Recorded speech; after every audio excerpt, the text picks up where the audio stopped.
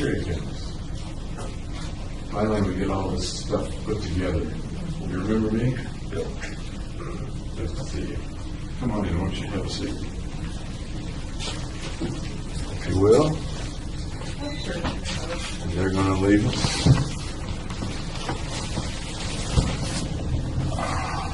Got you some juice. I said you like juice better than water, so I think that's good. Okay. Well, let me give you the explanation first, if I may. As I think you know, I'm a psychiatrist. I was appointed by the judge to evaluate you. My purpose is very, very similar to that of Dr. Metzner. Do you remember Dr. Metzner? Yeah. Okay. He met with you here, I think, Yes. about a year ago. My purpose is not to get involved in your legal strategy or anything like that.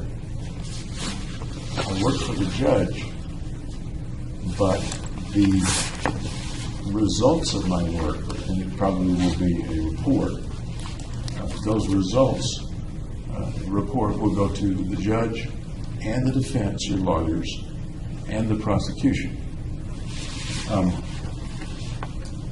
Any of them can call me as a witness if they want to, things like that. Let's see what else I can.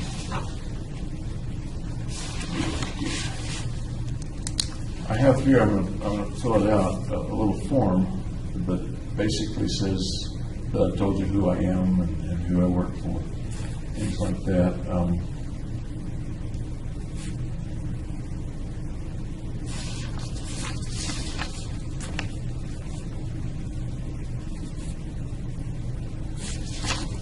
It also says, take a look at it. It says that, of course, the things we talk about are not confidential. They may show up in a report. They may show up in testimony at some future time. We're videotaping all the interviews you and I will have. And I want to be sure that you know that and you recognize the camera back there. Several reasons for videotaping. One is to save me from having to take lots of notes. I'd rather listen to you than take notes. Another reason is to make sure that what I see in here is accurately gotten down.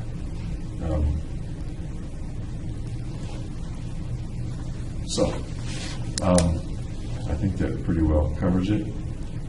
You're welcome to sign one of those if you like that says you've received it. You don't have to, and I will give you one to keep. Today's 30th? 30th. You're right. Okay. And it just says you got it is all. Thank you.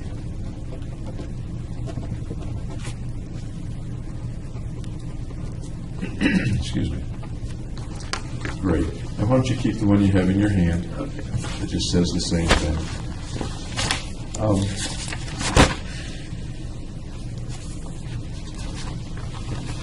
brought lots of records and stuff with me. I guess, do you have any questions about my role, why I'm here?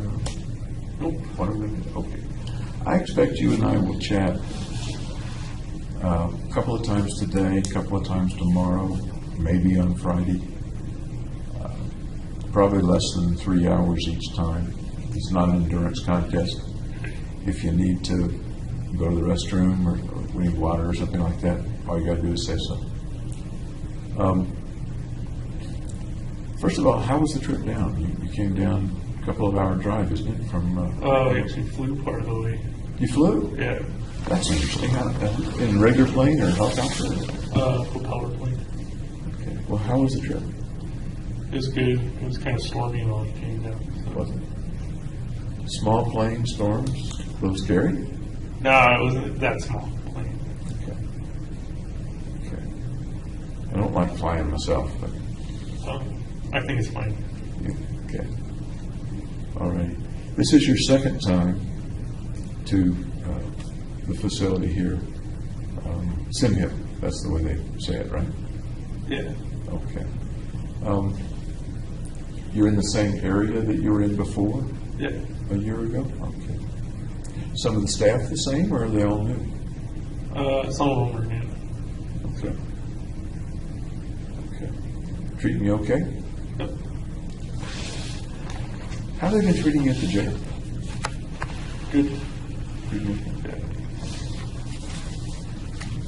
One of the things I notice about the jail is that it must be very isolated for you. Yeah, I'm in solitary. Can you frame for me the reasons that you're in solitary? I think it was just because there was so much press in public. It would have been unsafe if I was with the general population. Yeah, that makes sense. But on the other hand, it means you don't get to interact very much with other people. That's true. Are there people that you can interact with? The guards, when they bring me food and stuff. Okay. Do they interact with you otherwise? Do they play cards with you or anything like that? Nah, nothing like that. Nothing like that. Okay. Oh, I neglected to mention, and I should. As you can tell, there's a great big window over there. The folks out there can't hear us. I can't hear them anyway. Do you have any concerns about privacy from them? No, it's fine. Okay. I think we're completely private for them. And I'm a little bit deaf. You can tell I'm wearing hearing aids. If you speak up just a little bit, it'll help me to hear. Okay.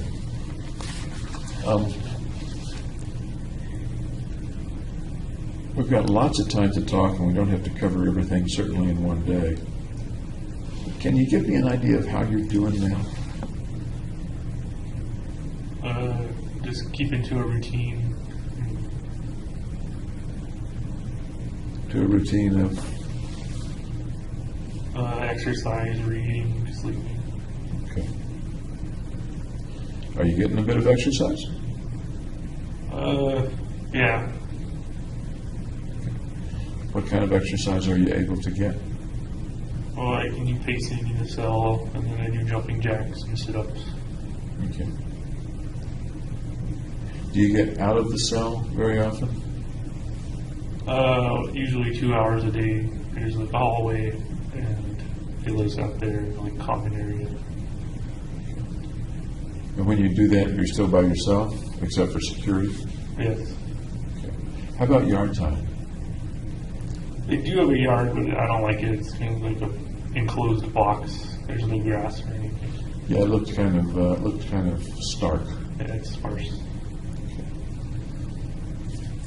As I talked with you, I noticed that your pupils are a bit enlarged. Is that normal for you? They've been enlarged ever since I was in jail. Okay. That's interesting. They said it might have been because of the medication. Okay. Does it trouble you, or the light's particularly bright? So No, it doesn't bother me.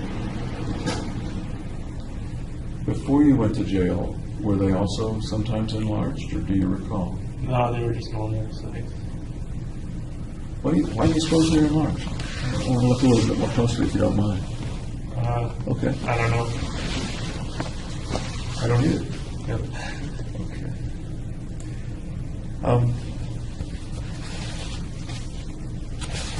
Let me kind of go through. I'm going to start with some general things that I have written down here. I'm not very organized, so I have to organize myself.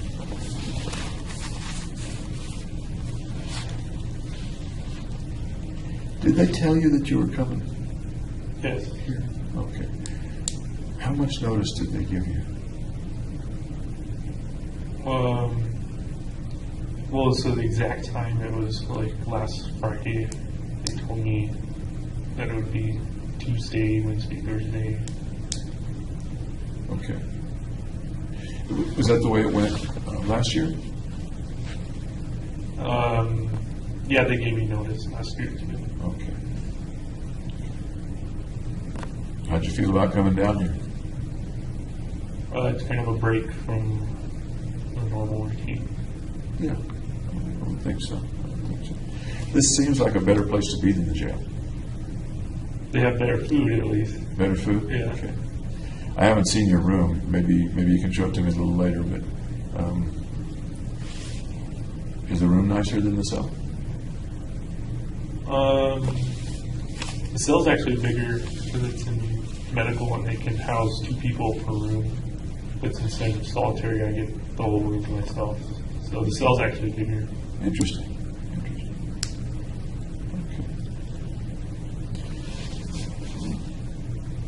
I guess the first thing I'd like to do is get to know you a little bit better. You and I've only met very briefly in Aurora a week or 2 ago. What's the first thing I need to know about James Holmes? Could you be more specific? I'm a psychiatrist. I'm never specific. It's these open-ended questions, isn't it? What do you think people or shrinks should know about James Holmes to start off with? That I'm kind of shy, I guess. Okay. Kind of a shy fellow. Yep. What do you mean by shy? I don't like to talk a lot.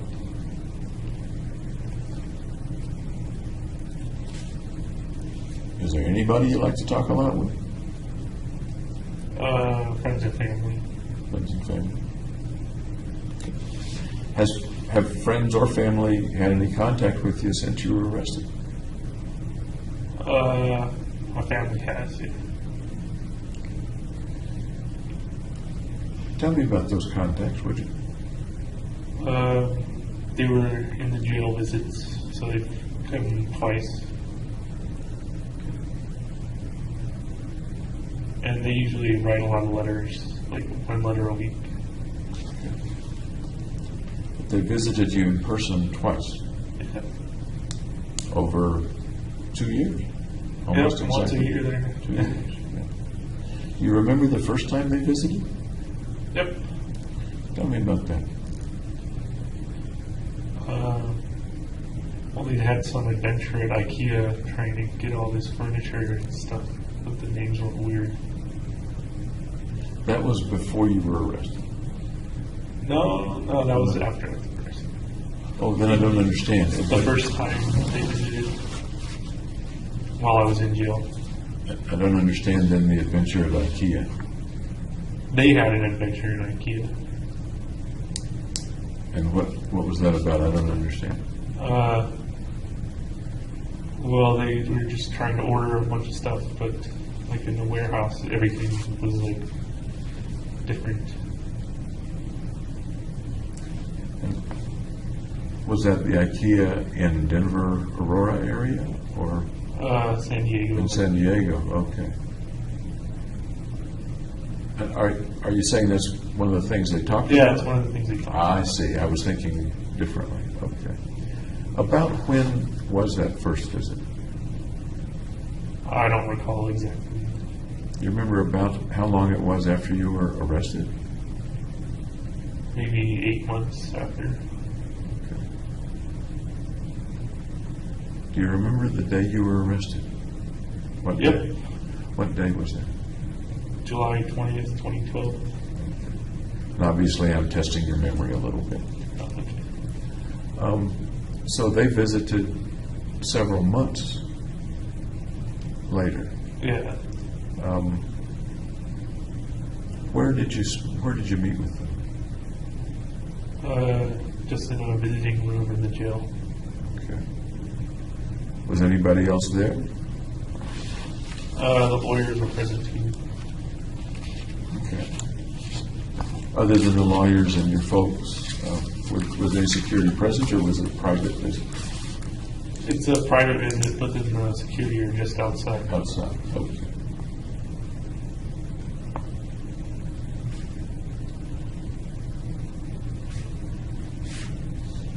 I'm just going to jot something down here.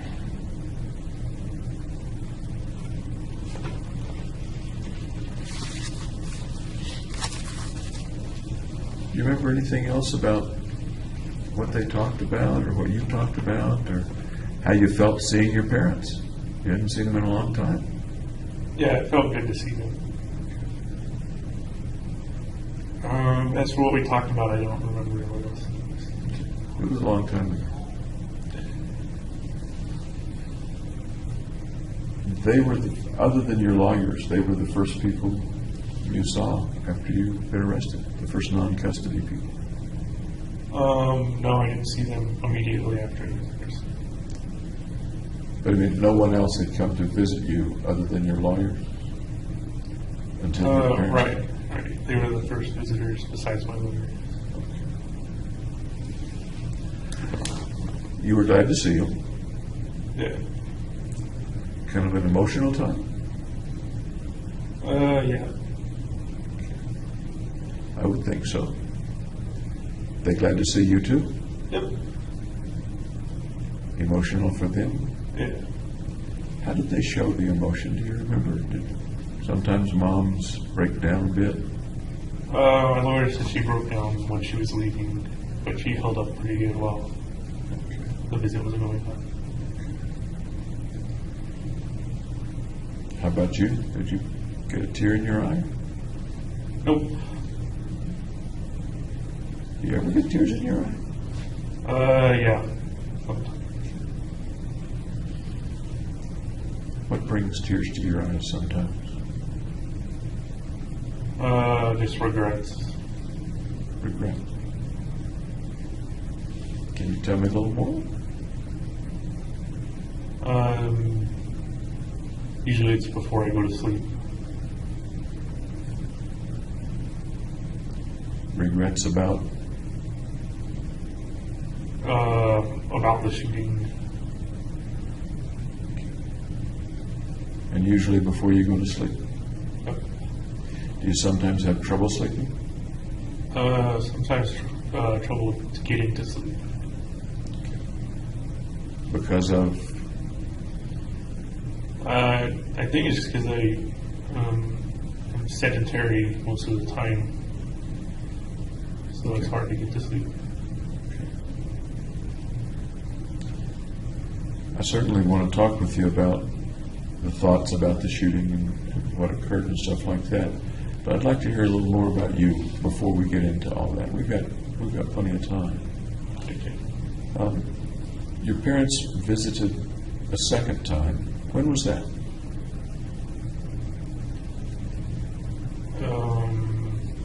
I'm not sure of the exact time. About? Maybe 4 or 5 months ago. What was that visit like? It was good. Can you expand on that a little bit? They just talked about what was going on back in San Diego and how things were going. You left San Diego 2010, give or take? Yeah.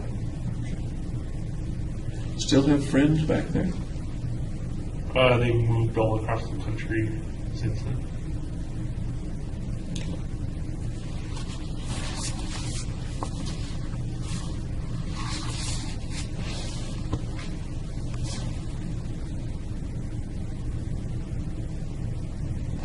You moved out to Colorado to go to school. Yep. Why'd you pick Colorado?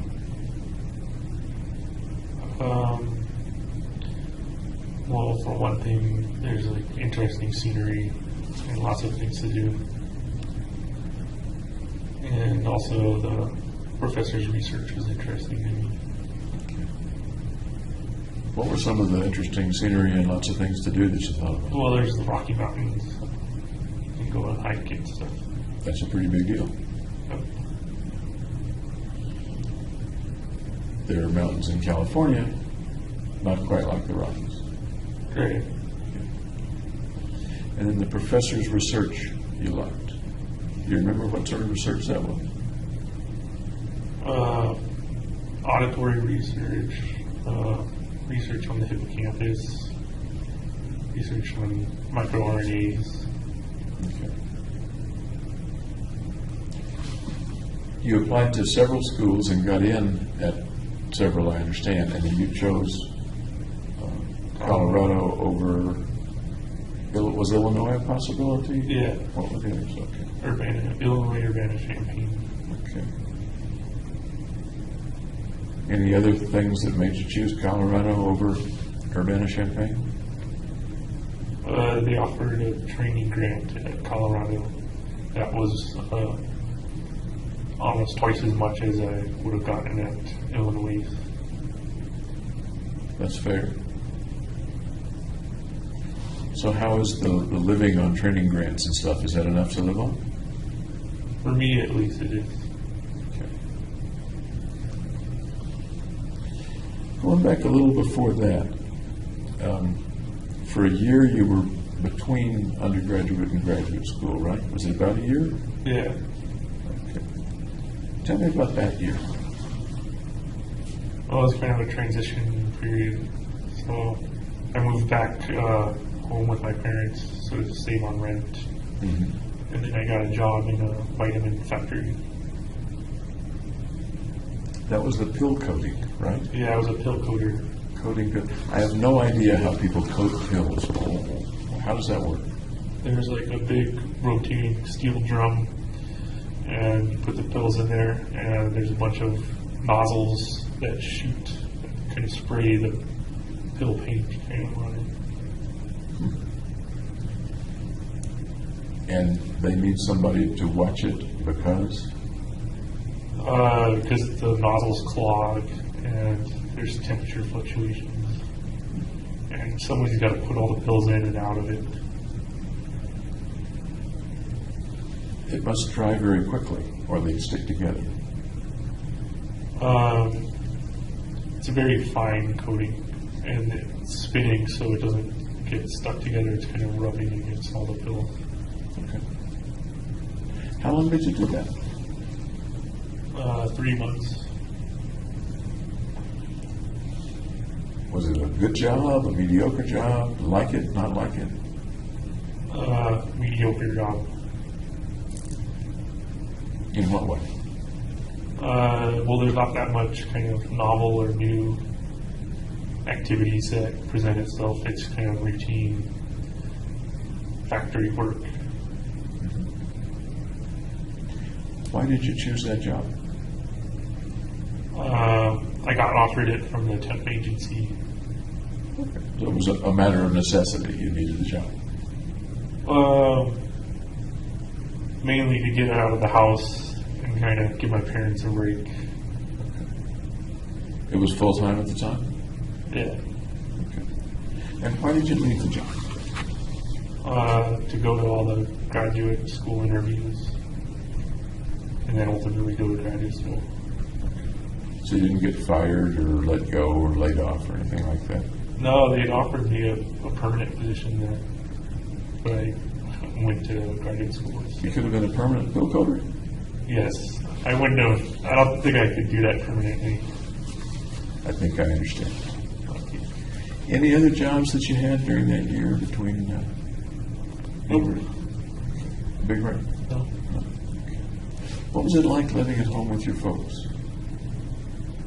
It was all right. You're grown up, come back home to save money on rent, Yep. but you're an adult at that point. Yeah. So what's it like living as an adult in home with your parents? I like living independently in the apartment. There's kind of your own rules instead of house rules. Within the house, what sort of accommodation did you have? I had my own room.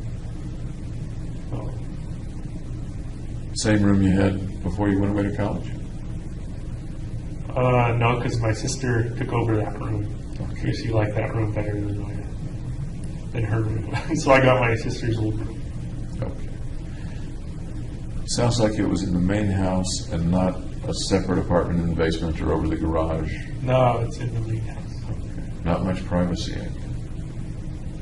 Well, they got their own room, so privacy, you know. before that, you were at Riverside. Yep. Tell me about were you there for 4 years? Yeah.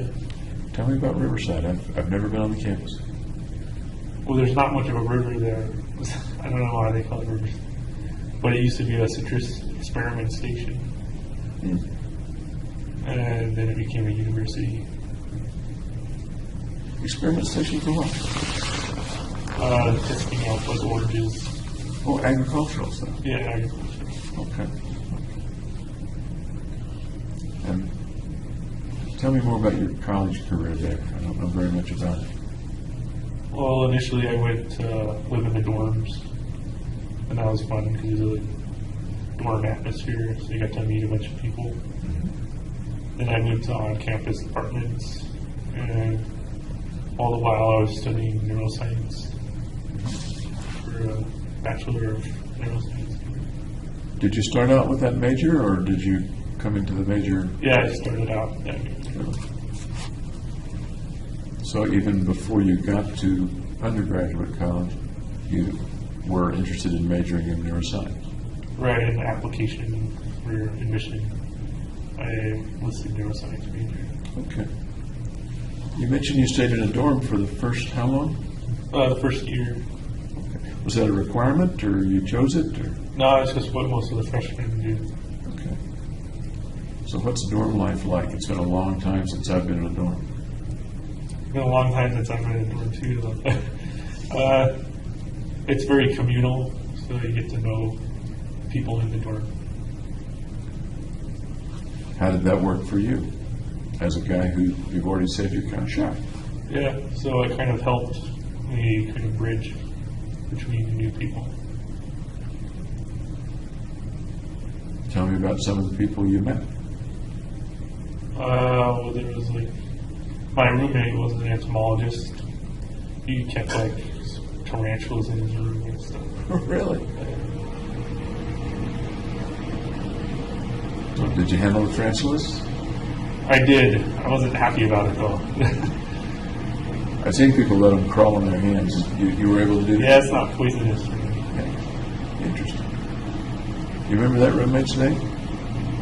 Dale Halbritter. Dale Halbritter. Albritter. Whatever happened to Dale, do you know?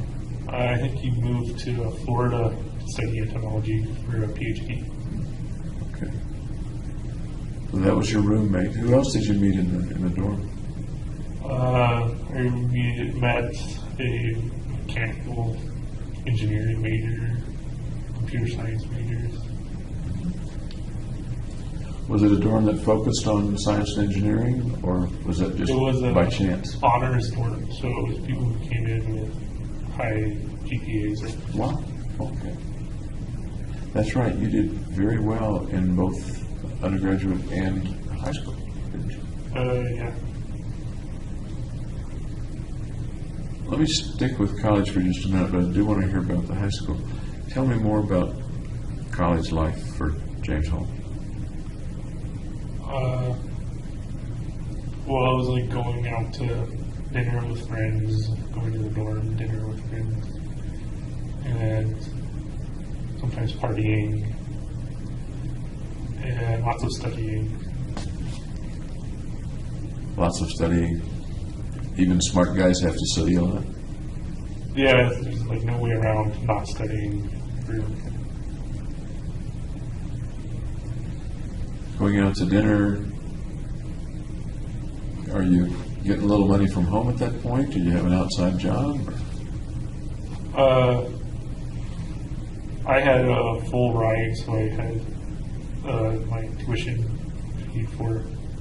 And then my parents are really nice, and they paid for the dorm and kind of food expenses and stuff. Okay. How nice is real nice? How much money did they give you? I don't know exactly. I didn't count the means. But it was enough to live okay. Yeah. Do you have a car? Yep. What kind of car was it? Hyundai Tiburon, kind of a sporty coupe. Okay. So some meals in the dorm, some meals out, and occasional party. Yeah. Tell me about the party. Well, what's there to tell? It's just partying, I guess. You don't have to tell me any illegal partying, but the rest of the party. The rest of the party. It was just with friends and alcohol. Did you drink quite a bit in college? Or not? No, I wasn't a huge drinker. Only social. What is social? What is that to you? A place where drinking is a big focus, I guess. Did you ever get so drunk you passed out? No. Really? I'm part Irish. Okay. So you can hold it better than that, huh? Did you ever get so drunk that you felt like you couldn't drive? I would usually carpool with whoever. Okay. Safe thing to do. Yep. Did you ever get so drunk that you did something that you didn't remember later? Probably, but then I don't remember what it was. At these parties, what would folks be doing? Talking, playing video games, that kind of thing. Where might they take place? At a house.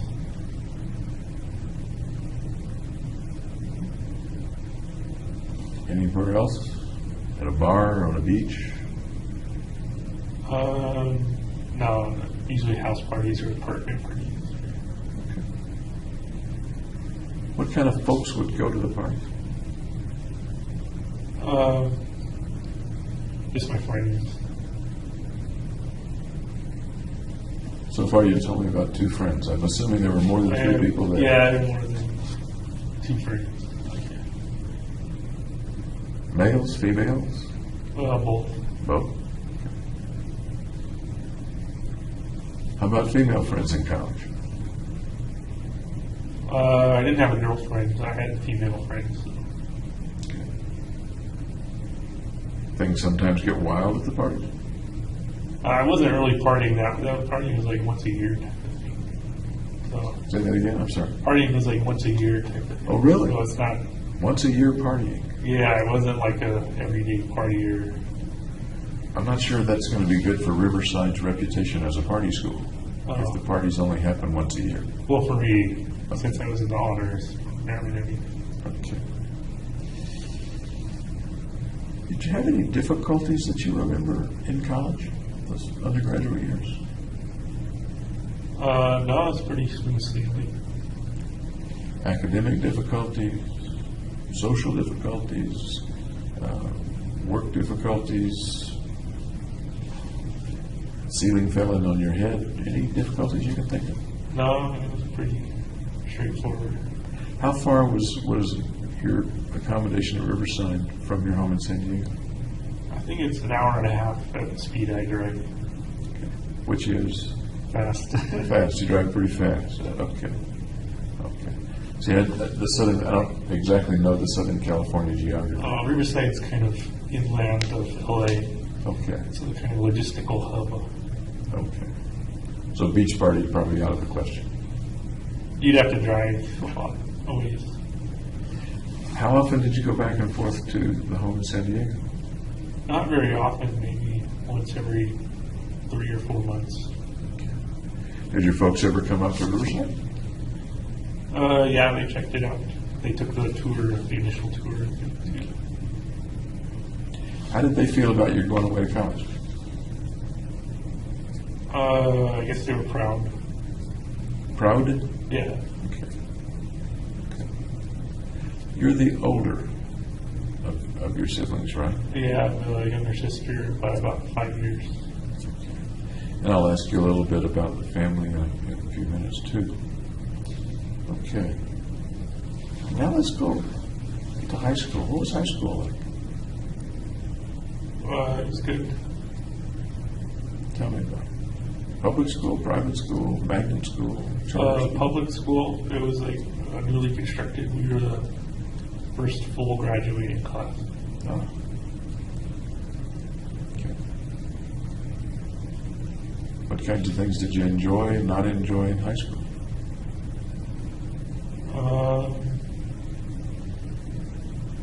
I enjoyed the schoolwork and hanging out with friends. Okay. Any particular kind of schoolwork you enjoyed? Math and science, and history.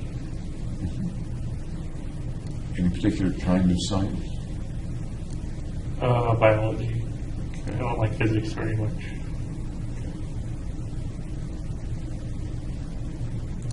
Biology and math. What level of math did you get to in high school? I'm curious. Like introductory calculus. Okay. You had no trouble with that in high school, obviously. Right. No, I passed. Sounds like you did more than pass. I've seen your grades. You were like summa cum laude or something like that. Oh, they don't have that for like high school. Like a 3.9 or something. Do you remember what your For high school, they had a 4.0. 4.0? Holy cow! And then for college, I had 3.949 or something. Wow. There's an interesting thing about that high school grade that I noticed in the records. And I've, as you might imagine, I've looked at a number of records, and there are a lot of records I haven't seen yet. You had a 4.0 average, and yet you were like 80th in your class. How does that come about? That 4.0 sounds to me like you're The top, yeah. tied for number one or something. Advanced placement classes, which are based on a 5.0 scale. So if you get an A and there, you go above the 4.0. I see. Were you in a lot of AP classes? Yeah, I took AP Computer Science, AP History, AP Calculus. You mentioned history twice. What kind of history did you like? I liked European civilizations better than U.S. history. I don't know. Really? Yeah. Any particular portion of European civilization? It's been a while with, I guess, like the monarchy of Louis XIV. Any particular reason you can think of that you liked European better than U.S.? I think it was because it was more general and it wasn't like super specific compared to U.S. history, because there's not as much U.S. history.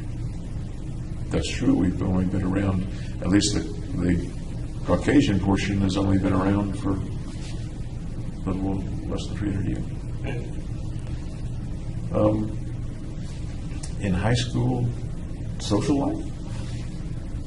yeah, go out with my friends and do stuff.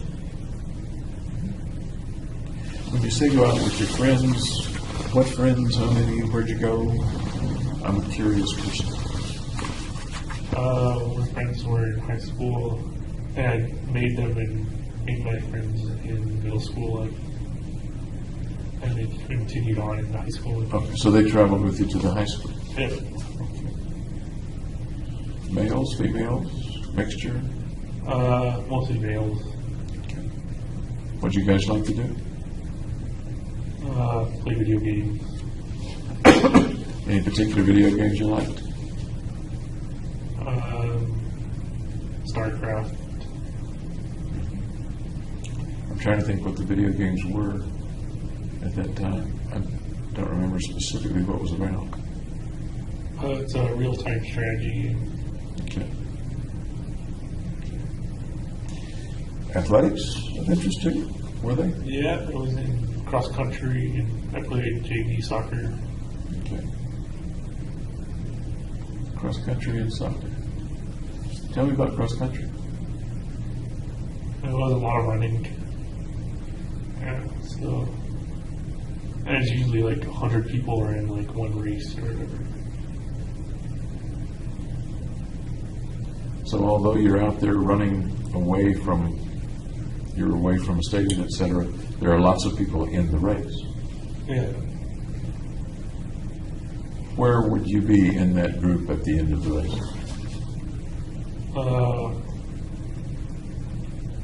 Probably like 30th out of 100 or something. Okay. So you held your own, it sounds like. Yep. Okay. Any other areas of track that you ran or that you did? I did the 800 when I was in middle school on a track team. Okay. Pretty good at it? Like third or fourth, usually. Okay. Certainly held your own. Okay. Tell me about soccer. Oh, I played soccer since I was like in elementary school. Oh, and I always played defense. Okay. Defense in JV in high school. Yep. So there would be games with other schools. Yeah. And what position did you play defense?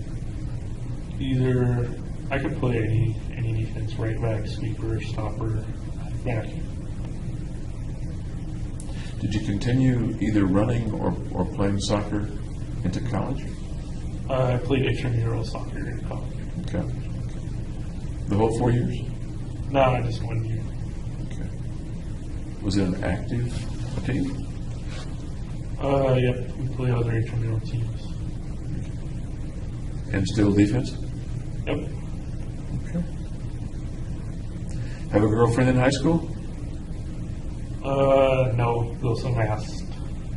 Though Some asked. some asked. Yeah. Okay. And you said? I don't know what I said. A lot of the high school kids I know would love to be asked. Did you go out when you were asked or no? No, I didn't. Okay. Nowadays I would ask how my boyfriend's. No, I don't fly that way. Okay. Okay. You know, I saw something in the record that was interesting, but I didn't know the context of it. I don't know whether it was when you were in high school or college. It was a video that you were in, I think. Do you recall making a video with some guys? Probably for a school project. Do you remember what that was about? What that was? What the video was? No. I'm remembering one in which it looks like the characters were playing war roles, or army roles. It was on All Quiet on the Western Front by Hemingway. Tell me what that was, because I couldn't figure it out from the video. It was just a scene, I think, from the book. Do you think it was for school? Yeah, it was for school. Tell me about the project. It sounds interesting. Well, I don't remember anything else besides that. Do you remember what part you played? I think I was a soldier. Did you operate the camera as well, or No, I don't think so. Any of the directing? You were a soldier. Yeah. I know one of the soldiers got shot and was laying face down. Would that have been you? I don't remember. Okay. I was just curious. Any other videos or video type experience or dramatics that you recall? I think there was a Salk video from Salk Institute where I did a presentation on kind of temporal relations. Tell me about the experience at the Salk Institute and what you did there. The experience? Well, every Friday we have like a learning synopsis or something. And then most of the time we were working on the project in a lab. How did you get to the Salk Institute? I applied. It was an internship. And when was this? Give me some context, if you would. At the end of high school, before college.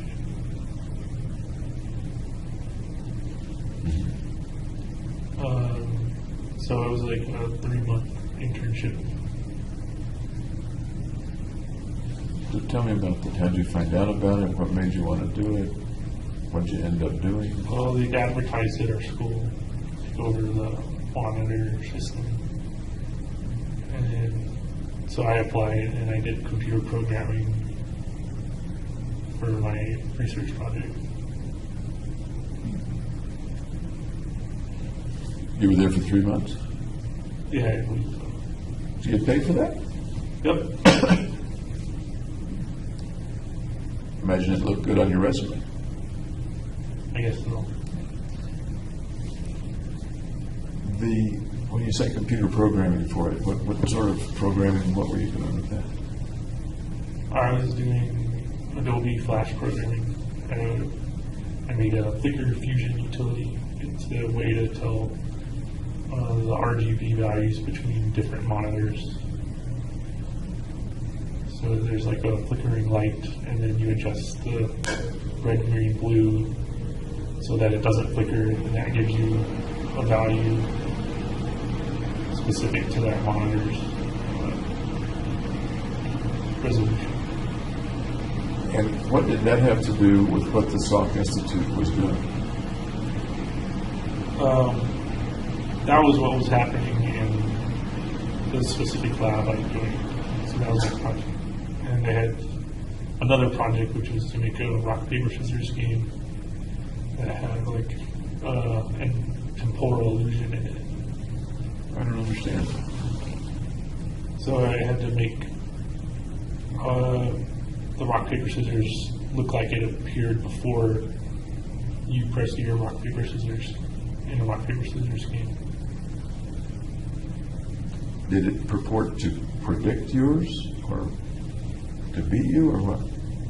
It created an adaptation, so it had a series of delays before it would show the rock, paper, scissors image. And then it built those delays so that you couldn't detect them normally. They're kind of subconscious. And then when it removes the delays, it appears that the computer goes before the person does.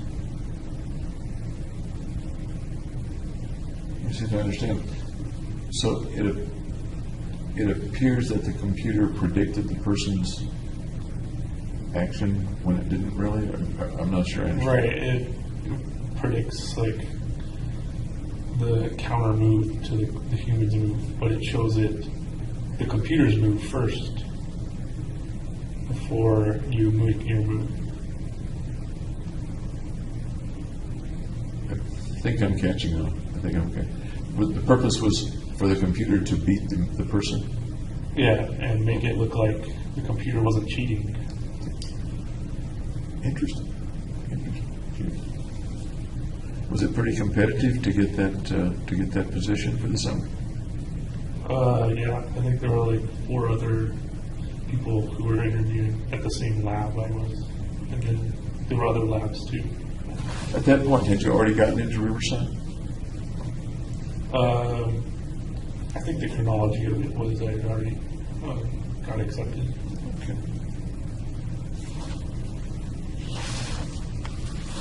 What was the house like in San Diego?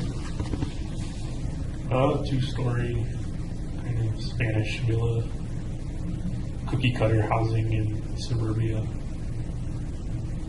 We had a pool in the back. And you stayed in the same house the whole time that you lived in San Diego with your family? Well, initially we lived in San Diego in a different house. We moved up north and then moved back down to San Diego. So we lived in a different house. You moved back down for middle school, I understand. Yeah, at the end of 6th grade. Okay. And then you stayed in that house for the duration? Right. Okay. And that house was the 2-story span? Yeah. The people in the house were? My family. Your family? Tell me about the family. Mom, Dad, and I understand one sister. Well, my mom's a nurse. I think she does more administrative work than kind of the hands-on nurse stuff. My dad's retired. He used to work in statistical kind of analysis, doing the ASVAB testing kind of thing. And then he went on to work in Fair Isaac, which works on countering credit card fraud, predictive models. And what was the name? You said Fair Isaac. Fair Isaac. Yeah. That's the name of the company. Of the company. Okay. Okay. So both mom and dad were working when you were living there in middle school and high school? Yep. Okay. Sister was going to school? Yeah. Okay. How would you describe the family? Typical suburban family. And what's that for you, for Southern California? I've never lived in Southern California. I don't know how to describe it. Pick some adjectives. Happy family. Yeah, well-rounded. Well-rounded. In the sense of what? I don't know. I don't either. I've been trying to read minds for years, and I've never been able to. So you kind of got to help me. I just get well-rounded in general. Is warm a word you use to describe the family? Yeah, loving too. I'm sorry? Loving. Loving. How did folks in the family show warm and loving? Just talking to each other.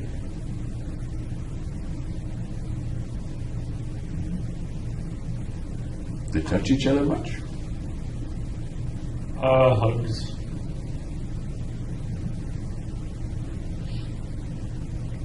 And how about you? Were you one of the warm, loving folks too? Yep. Was that a bit different from what you describe as a little shyness in other places? I wasn't really shy around my own family. Okay.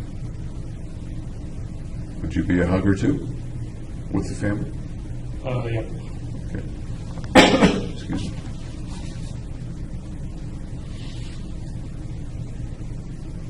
Tell me about your sister.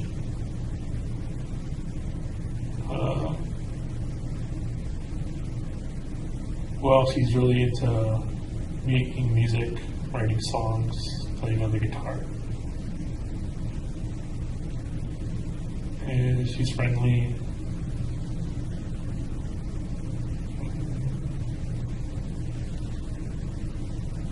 Adventurous, I guess. Adventures. Has she been all those things since you were younger? Since she was younger? Yeah. What's your relationship, prior to being arrested, what's your relationship been like with your sister? Caring. And supportive.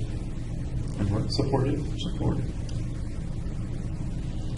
When you were in high school, she was then 5 years younger. Yeah.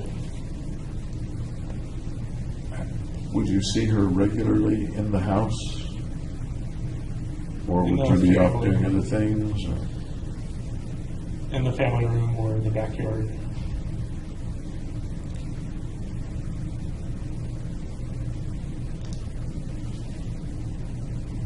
Almost a kid sister, not quite. Did she get in the way of some of the things you and your friends wanted to do? Was she a pest or no? Sometimes when I was younger, she was kind of a little intrusive. Wanted to do exactly what I was doing, that kind of thing. She must have looked up to you. Yeah. What did she think of her big brother? Well, you'd have to ask her. Yeah, you know what did she think of her big brother? I don't know. You can speculate.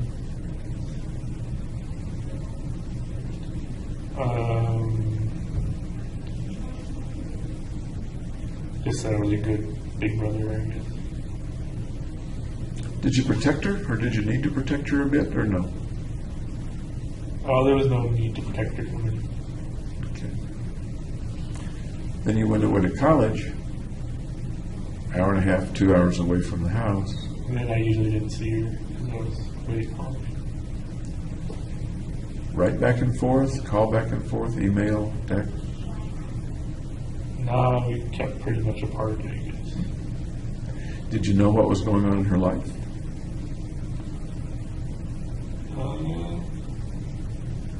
Not that much, no. Did she keep up with what was going on in your life? I don't think so. It's into emails or... No.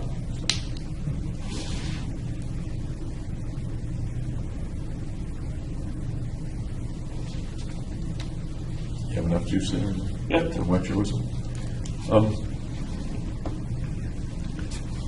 You mentioned that your folks write to you pretty regularly. Do you hear from your sister much? She came on the last visit. Okay. I got to hear what she was up to. What was it like for you to see her? Pretty much the same as seeing my parents. And that was? Just a good experience. How did she react to seeing you? Just normally. What do you mean? Because I wasn't there. I kind of have to look at it through your eyes. How did she react to seeing you? Whatever normal is. I guess that's what it is. Can you show me a mental picture or video picture of what that was like? What she looked like when she saw you? Well, she was glad to see me. She wasn't sad or anything.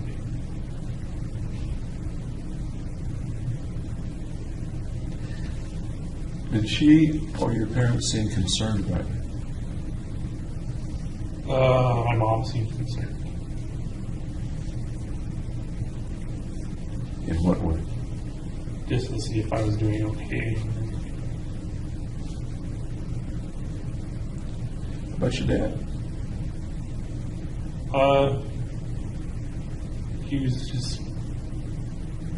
He wasn't like showing the concern at least. Sis? She didn't show any concern either. Do you think they were concerned even though they didn't show it, or do you think they just didn't give it on you? I think they were concerned.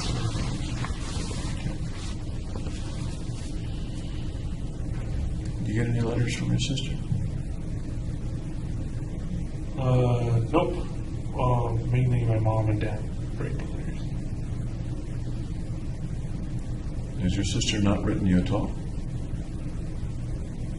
I think she wrote me once, but I'm not sure. What do you think of that? I guess pretty much we're living different lives.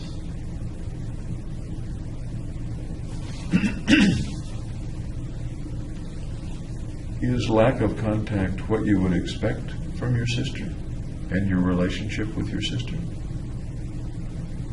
Yeah, since pretty much it was the same since I've been in college. Durant, exit 2. Durant, exit 2. But you described a pretty normal brother-sister relationship. Right. And now what you're describing is almost no brother-sister or sister-brother relationship. Yeah, we kind of went in separate directions. Sounds more than that. Well, I don't know what this is. You ever wonder why she doesn't write? No, I never really thought about it. Really?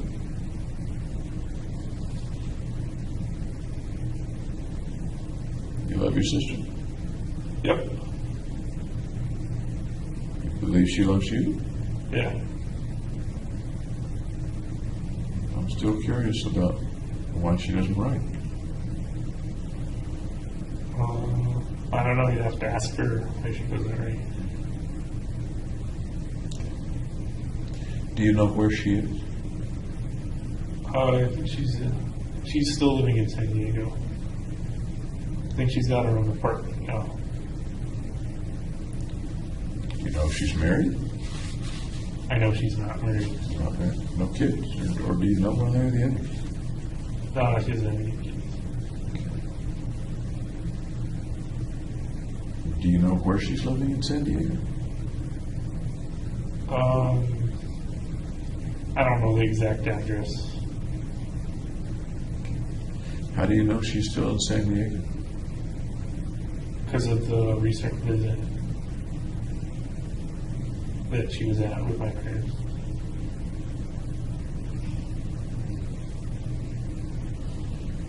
Mom writes you every week or so? Yep. I'm sorry? Yeah. Okay. What kinds of things does she write to her son? Pretty much things that are happening on the outside, and usually her support and that kind of thing. Does she tell you much about your sister? Yeah, she would say like my sister was working at a sub sandwich place. The letters usually come from Mom? From both Mom and Dad? My dad usually writes once a month. He doesn't write as often. What do He you usually think? writes a big letter.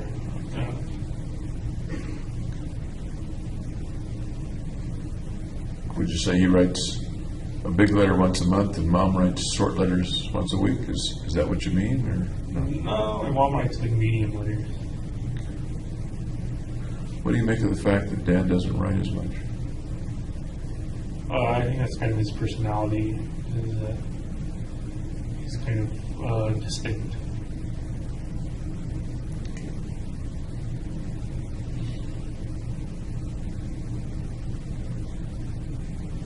What do you think Mom and Dad feel about having a son who was arrested in jail, arrested for the shootings? How do you think that's affected them? Negatively.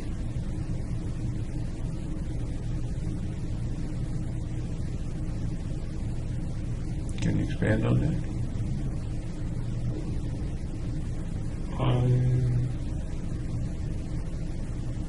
I don't know what to say. Speculate a little for me, would you? Kind of try to put yourself in their place, or what you think is going on with them when they think about it. I guess it makes them sad.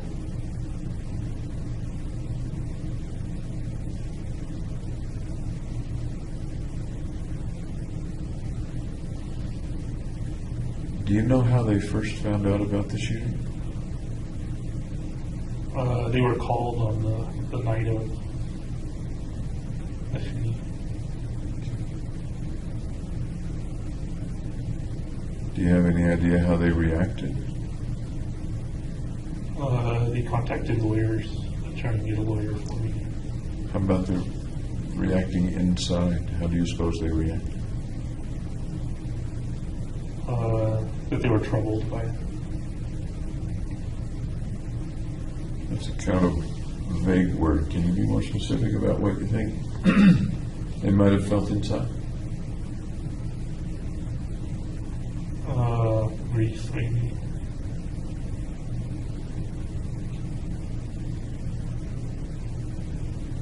How do you think you would have reacted if it were your son? I want to help them as soon as possible.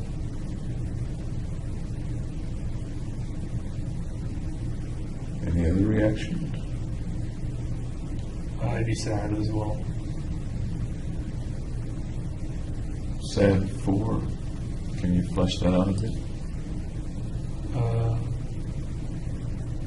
Sad for my son getting incarcerated.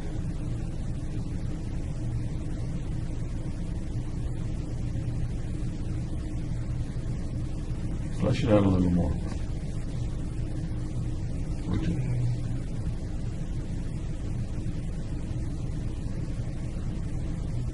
I don't know.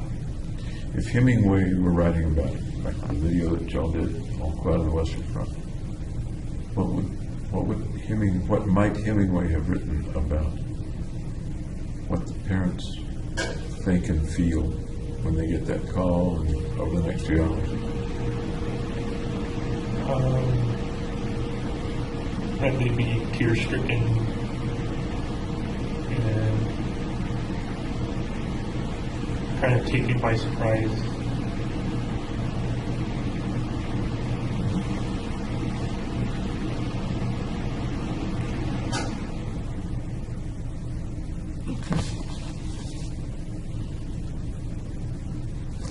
Going back to childhood a little bit more. You came back to San Diego in middle school. Tell me where you were up north. What was the A community? place called Salinas. In Salinas, okay. That's north and toward the coast? No, it's over the coast range from the coast, isn't it? Or am I wrong? It's near the coast. Okay. Well, what was Salinas like? It was pretty agricultural. There would be lots of strawberries and artichokes. And there was a big canyon behind my house. And, Why were your folks there? Why did the family move to Salinas? my dad got a job up there. What sort of job? Doing the statistical work for the ASVAB testing. For? ASVAB testing. That's the testing to see like where people in the military should be placed. Okay. And what was home like in Salinas? Peaceful, rural.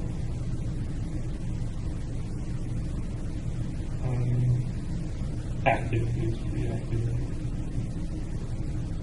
Show me the video. Show me the video in my mind so I can see. Well, I'd play capture the flag in the canyon with my friends. And played basketball. And flag football, that kind of thing.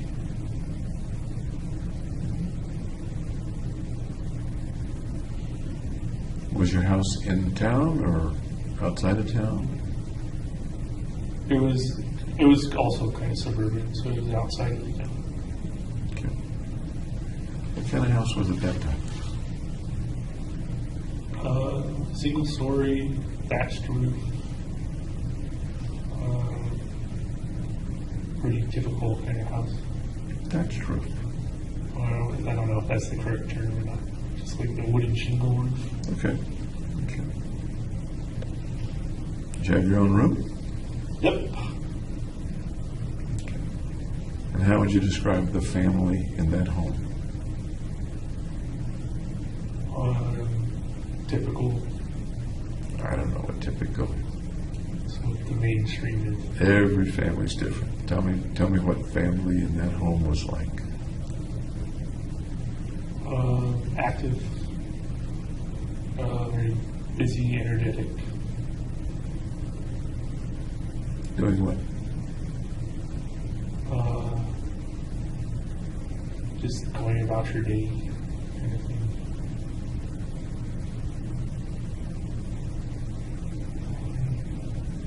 But I don't know what the day was to go about. You're the one that's picturing it in your mind, and I can't see a picture. Right. I can't transfer pictures in my mind. Try.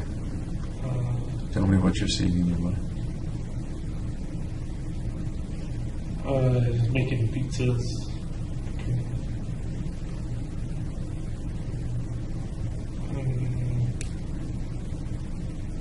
Digging holes in the ground, kind of creating a water park.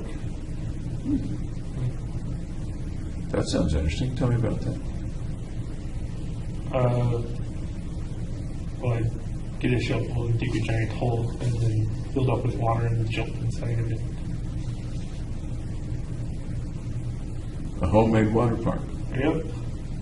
Okay. I'll bet the water wasn't crystal clear. Very muddy. Where's Mom when you're digging the hole in the backyard or wherever you dug the hole? In the house, doing whatever it is she does. Where's Chris? Either digging the hole with me or watching TV. So little sister sometimes did things with Big Brother. Yep. Did she go by Chris or Chrissy? Or? She went by Chrissy, but then later she wanted to go by Chris. And how about you? What were you called around the house? When I was little, I was Jimmy. Jimmy. Yep. At home and school, or Yep, everywhere. when did Jimmy become James? College. How did that change come about? I don't know if there was an evolution of it or not. It just kind of sort of changed since it was a new environment. And that was my given name is James. That kind of became what I was called. Usually people call you what you introduce yourself as. Yeah, so I guess I introduced myself as James. Is there a difference between the way James sounds and the way Jimmy sounds? Jimmy sounds a little. I agree. Okay. Folks still call you Jimmy? I don't know what they call me. I think they call me James. Okay. What did they call you the last time they were here? Jim. What does your mom call you when she says dear blank on the letters? Oh. I guess it's Jimmy. I don't know. Okay. How about your dad? How does he start the letters?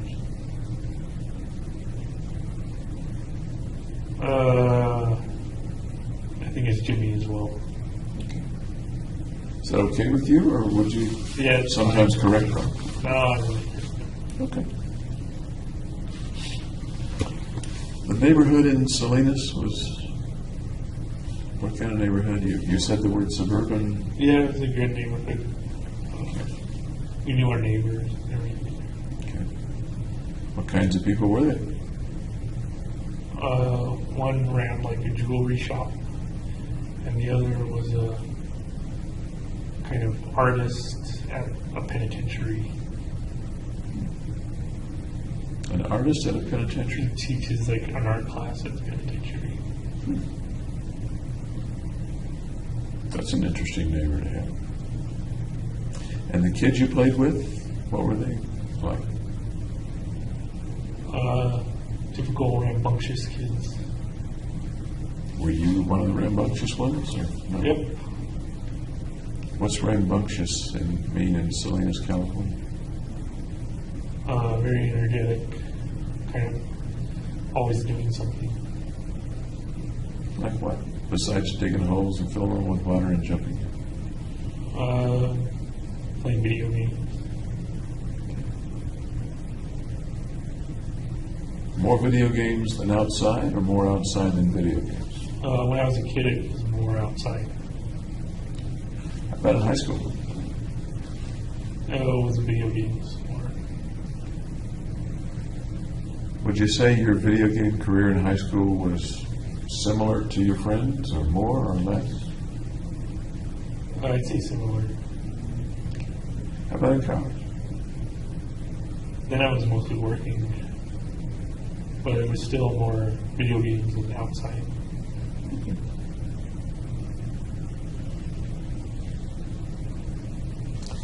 Did there come a time when your relationship with your mom changed as you grew up? Changed significantly? No, I think we've always been close. Okay. How about with your father? Did there come a time when that relationship changed in any particular significant way over those years? No, it stayed pretty much the same. And what would that relationship with your father have been back then?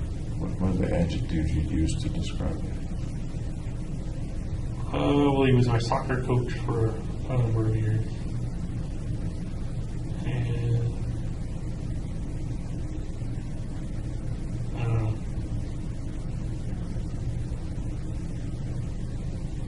What's it like having a father who's the coach? I mean, he's coaching everybody, including you, I would imagine. But he's also your dad. What's that like? It's pretty normal. I don't know what you mean.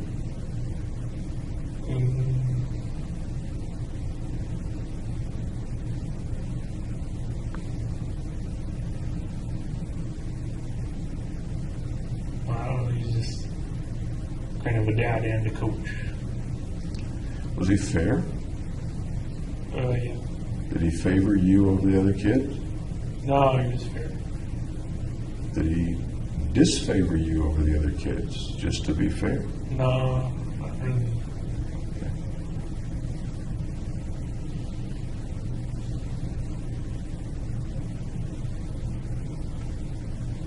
What are the 3 nicest things your dad ever did for you?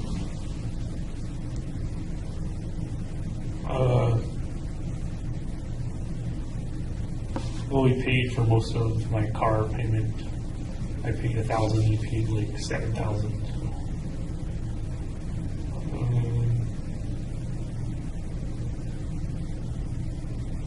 Took me to the beach.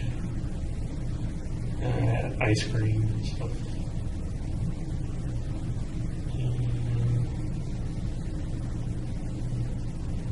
He helped me move. Helped you move to college? Yeah. Okay. Car payment, taking you to the beach, and helping you move. I gotta pick one now. How about taking you to the beach? What was that like going to the beach with your dad? It was good. We got to spend family time together. How old are you in that picture? Still called Jimmy, still the elementary school. When was the last time you can remember going to the beach with dad or with family? Years ago. Years. What was the last family thing you remember doing with family? Christmas in Arizona with my uncle and family. And about how old were you then? 23. Tell me about that Christmas trip. Well, there wasn't any snow in Arizona. Darn. But we just drove up together and spent the Christmas together. Would that have been when you were staying with your folks, or was that after you came That was once I came to Colorado. to Colorado? So you went back home for Christmas, Yeah. or back to San Diego for Christmas, and then to Arizona to spend it with your uncle, and who all was with your uncle's family? It was only him. Just your uncle? Yeah. Your mother's brother? Yes. Was he sick at that time? He had like a rare cancer in his eye or something. He had to go to UCLA for treatment. I'm aware that one of her brothers, or maybe her only brother, passed away. She has 2 brothers, but yeah, that was the brother. He got cancer in his liver and then he passed away. Okay, so that was the brother who died? Yeah. Okay. Nobody was living with him in Arizona? An aunt? His cousin? wife was, so my aunt, she had like a brain aneurysm. And she had like some susceptible like, brain aneurysm condition in her family. So was she deceased by that time? Or Yeah, she was deceased. Did they have kids? Nope. Do you have any cousins? Yep, I have 2. Where are they from? Which people? They're from my mother's other brother. And I think they're living in Iowa now. Or Idaho now. Where's the geography over here? So there would be your Uncle Andy and your Uncle Dexter on your mother's side. Uncle Dexter was the one with cancer. And on your dad's side, you have Uncle James, who you may have been named after, I suppose. I don't know if they named me after. And Aunt Betty. And then, tell me again, I'm sorry, I forgot the cousins. Two cousins. Stephanie and Holly. What are they like? And were you close to them? Yeah. We had a trip together in Lake Tahoe with the family. We were going to do kayaking or something, but it was super windy, so they didn't. We went to miniature golf instead. That's quite a step down from kayaking. Miniature golf. Kayaking's up here, miniature golf is down I here. guess so, Unless if you you're wanna really like into the- miniature golf, yeah. But it was too windy for the little kids to do kayaking. Roughly how old were you at that time?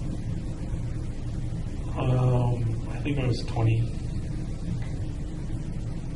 And the cousins are about how old? I think they're about 10 years younger. So they were a lot. Yeah. Did they communicate with you at all in college or send you letters at jail? No. Any idea what's happened to them? I think they moved to Idaho. Any idea what they're doing? Probably learning how to drive. Based on their age? Yeah, basically.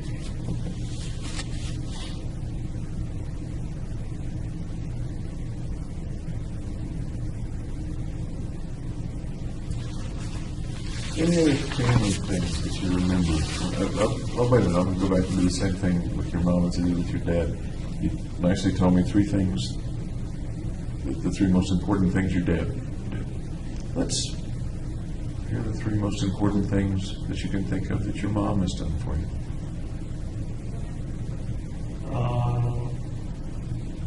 Wrote me letters. Took me to the zoo. During like a Where's Waldo adventure thing.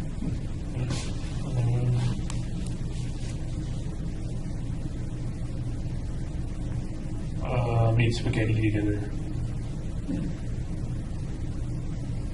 Took you to the zoo, roughly what age? 7 or 8 Okay. And the Where's Waldo adventures would be after the at the zoo. Okay. And making spaghetti together. That's the one I'm going to pick for you to tell me more about. Okay, well, we were boiling spaghetti, and then she had to test to see if it was al dente, and she threw a piece of spaghetti onto the cabinet, and she left it there, and then when she took it off, it stripped the paint of the cabinet. Really?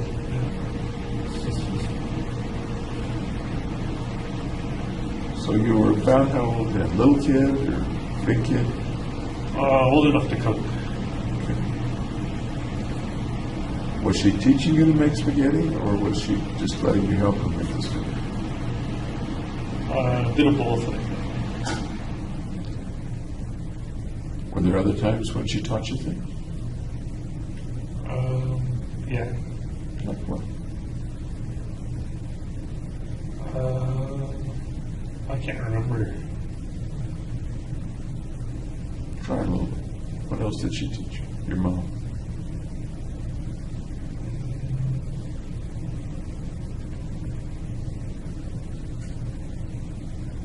Just art projects. I'm sorry? Art projects. Heart project. No, art. Art project. Okay. I told you I was a little deaf. What sorts of art projects? Like paper mache stuff, tie-dye T-shirts. Was it just you that she was teaching, or was there other people too? My little sister too. Sorry? My little sister as well. Little sister too.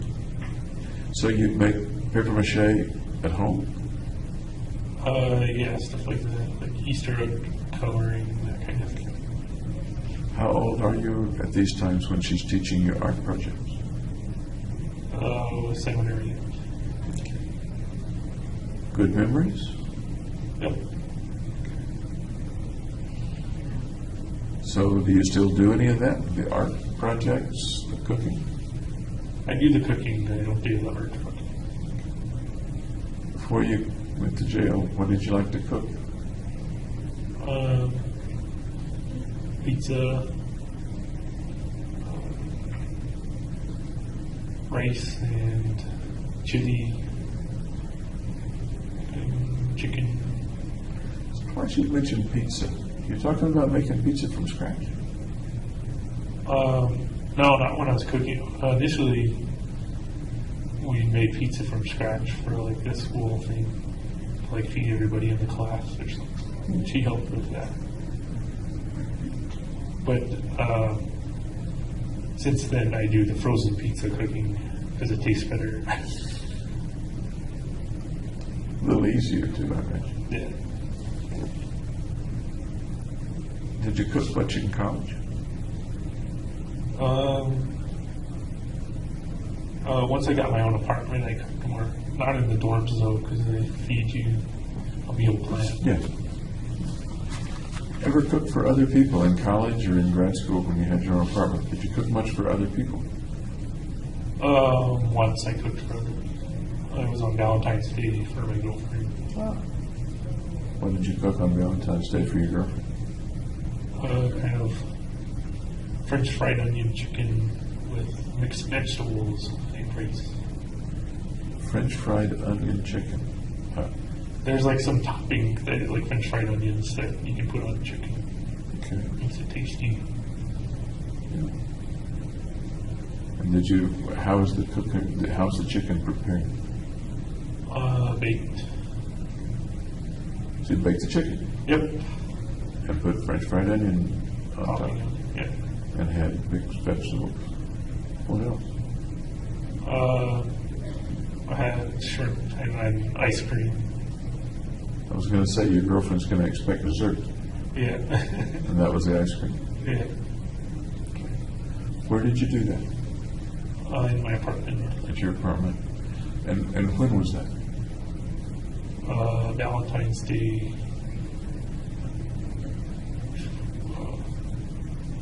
I don't know which year. Whichever year I was in graduate school. It was in grad school, so it was in Colorado. Yeah. And which girlfriend was it? Was that Gargi? Yeah. Okay. How did that evening turn out? Okay. Good Valentine's Day? Yep.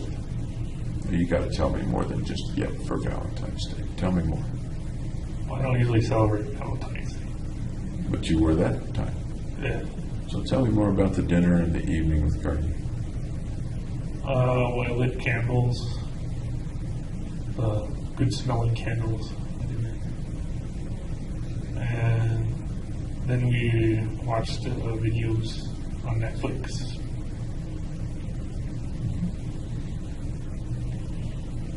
Sounds like a nice evening. Yep.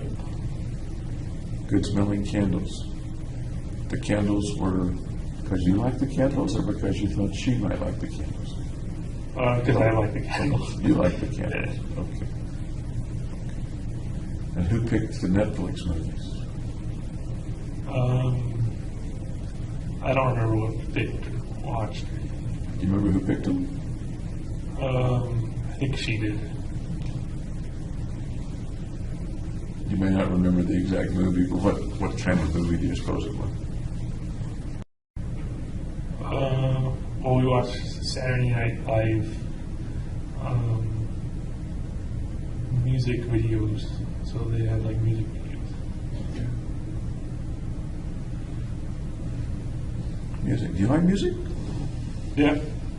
What kind of music do you like? Electronic music. Really? Yeah. Electronic as in techno or Yeah, electronic techno. as in synths? Techno music. Really? Yeah. I know nothing about techno music. I don't know that much about it. Tell me more about the kind of music that techno is or that you like. It's just kind of rhythmic repetition to it. And it's usually a lot of keyboard and kind of electronic sounds. Do you like it with the video, or do you like it just the music I like it just through the headphones? Okay.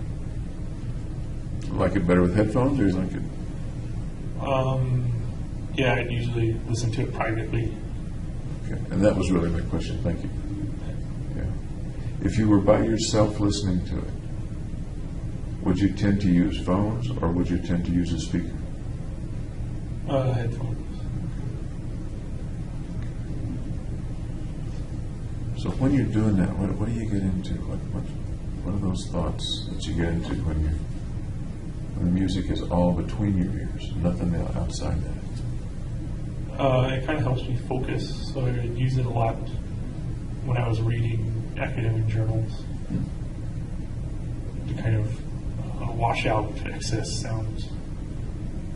Okay. And when listening to it, bringing the knowledge in through your eyes was okay. It didn't distract you from your reading. No. Okay. Any other kind of music you like? Just pop music, stuff that's on the car stereo. Any favorite artists or writers? Katy Perry, I guess. Going back into college, even back to high school, what kind of music did you like, and who were the artists that you liked? Still electronic music.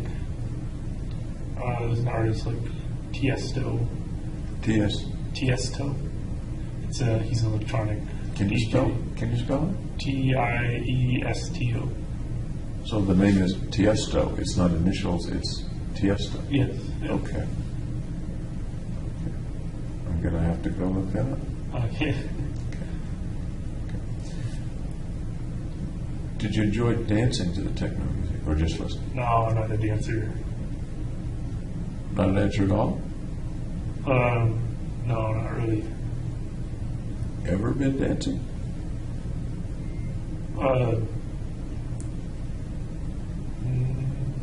No. Okay.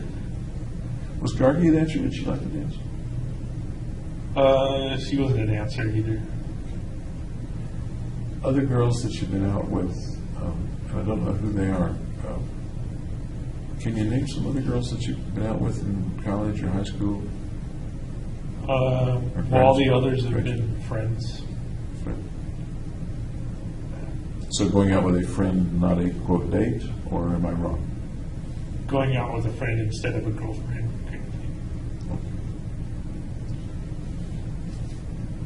When about was the first person you would consider a girlfriend date, or somebody that you wanted to become a girlfriend date? If that makes sense.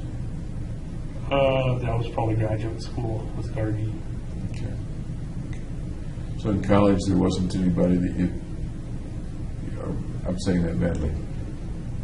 In college, you didn't particularly want to develop a relationship with a girl? I did, but she wanted to be friends. Okay. Okay. And it takes two, doesn't it? Yes. It does. Tell me about her wanting to be a friend. Tell me about that situation. Well, she just didn't show any romantic interest. Say that again? She didn't show any romantic interest. Okay. When was it? What kind of person was it?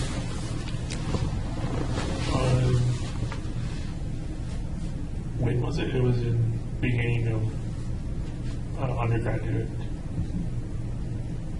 So what was she like? Kind of bubbly, cheerful. Tall, short, blonde, dark hair? Black hair, mid-height.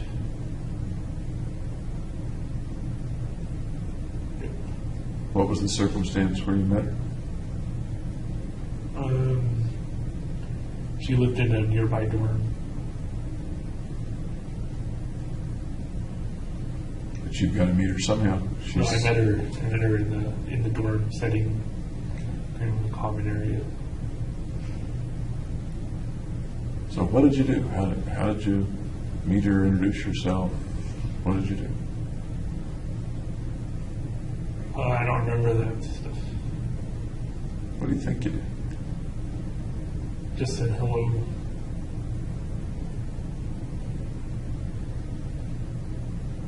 You remember how she reacted? I don't remember. But you do remember some things. You do remember that you were, to use your word, romantically interested, and she apparently wasn't, right? Yeah, she was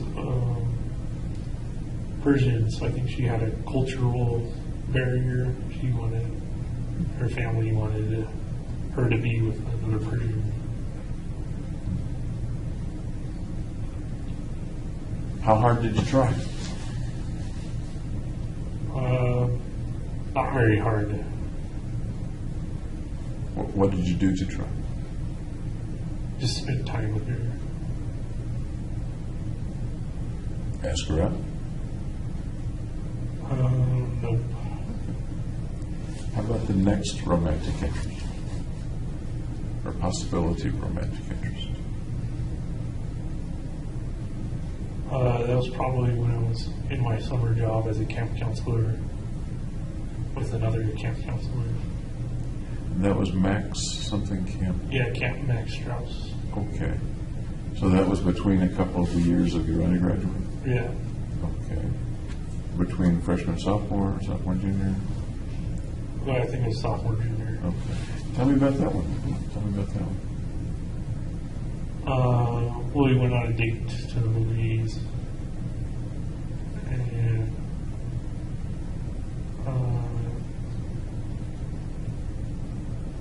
it was just hard to get started. Both camp counselors? Yeah. I do hear wild things about those camp counselors. Yeah. You went on a date to the movies. What happened? We went back to the rec room at the camp. It was 3 o'clock in the morning, and we just didn't go any further. Okay. What kind of a girl was she? Cheerful and bubbly.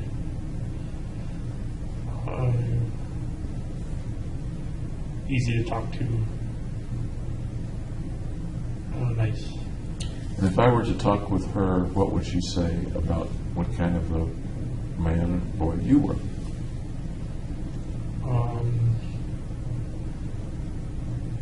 Probably that I was shy. And kind. Kind? Yeah. Okay.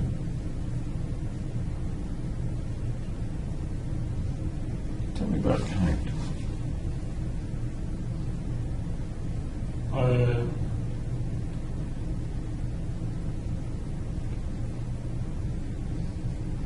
Just being nice to her, I guess. Okay. Did you have any other dates with her? Yeah. We went walking around a club in Hollywood. Now you got me interested. A club in Hollywood. Yeah, and we didn't go inside. We walked around. A club like what kind? Like a dance club or something. But you didn't go inside to date. No. You think she wanted to? No, I don't think so. Where is Camp Max Strauss? It's in Glendale, California, kind of just north of LA. So it's a good distance from Hollywood. Maybe 30, 45 minutes. So you went on a date. You need to fill in some of the blanks because I'm getting confused here. How'd you get from two counselors at Camp Strauss to two young people walking around the club in Hollywood? When we carpooled with some people who were going to the club, I actually had to drive back because they were so drunk. Okay. And you and she decided not to go in? Yeah. Was it one of those clubs where the doorman might not let you in? Or could you have gone in if you wanted to? It might have been a 21 and over club. I don't remember. Okay. And at that point, you weren't 21 yet? No, I was 20. Okay. What else would she have said about you? You said shy, you said kind. What else would she have said about you? Funny.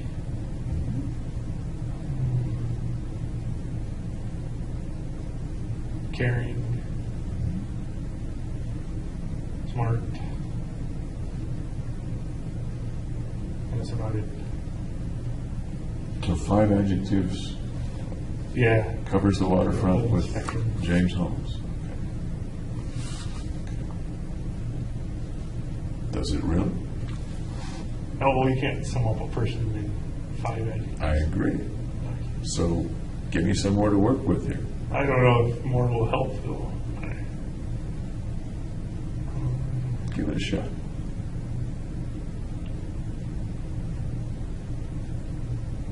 Quiet.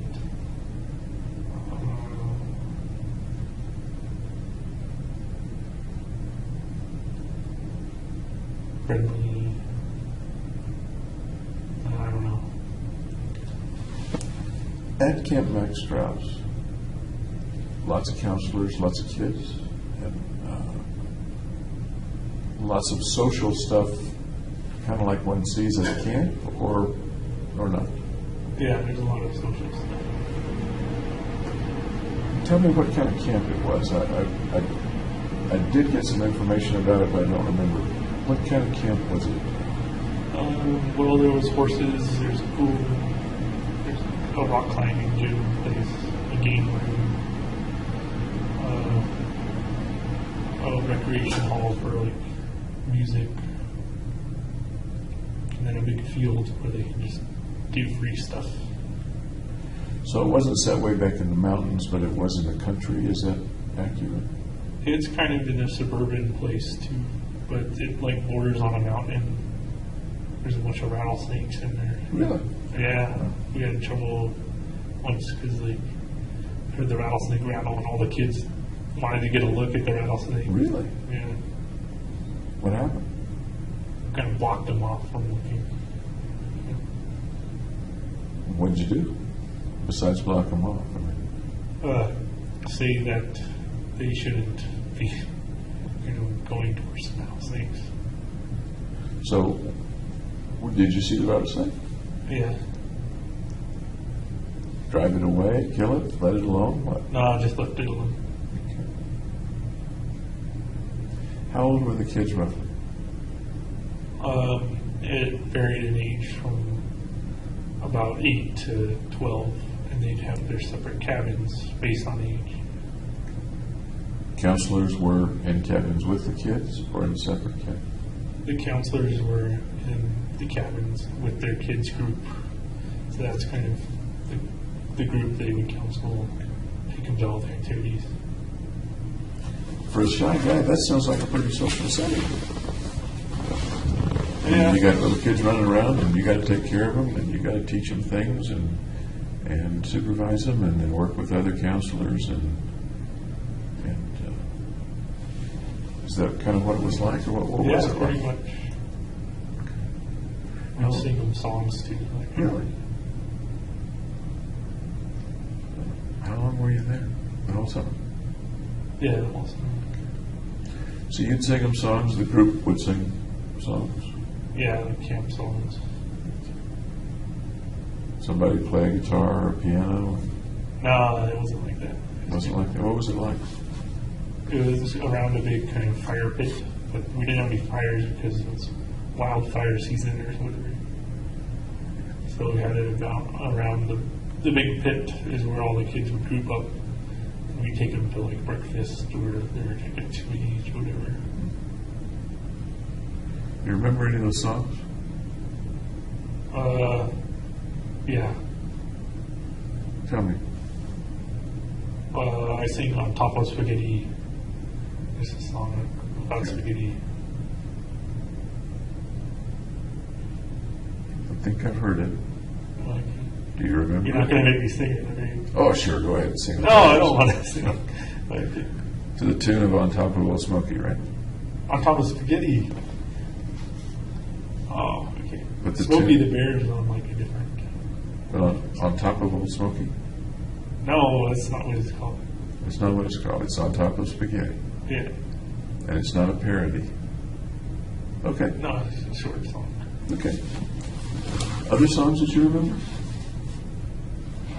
What about Hermes the Worm? There's a song about a worm. I don't remember all the lyrics. Kids liked it? Yeah, kept them occupied. How did you enjoy being there that summer? It was kind of stressful because I'm not that outgoing. Did it become less stressful as time went by, or did it stay stressful pretty much the whole time?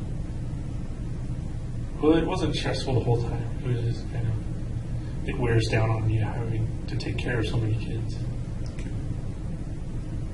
As you look back on specifically that summer, how does it make you feel, or what does it make you think of? Was a fond memory of Abby's trying to get out there and be more social. Do you think you were changed in any way when you went back to school in the fall because of that summer? I was more aware of the responsibility of taking care of children.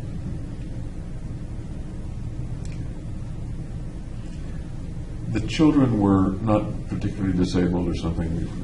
They were underprivileged. Underprivileged. Yeah, so they usually wouldn't have been able to go to camp otherwise. Okay.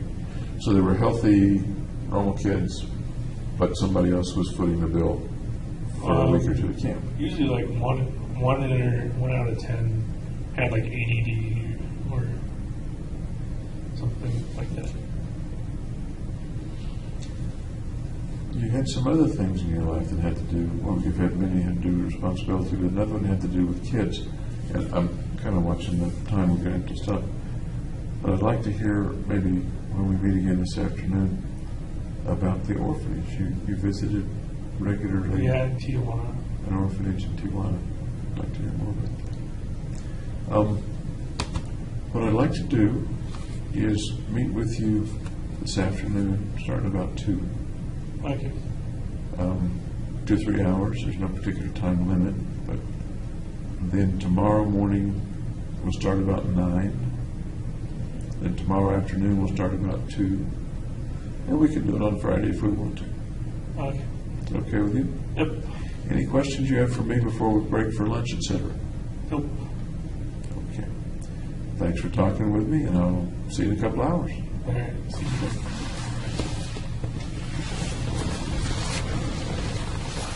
Alrighty.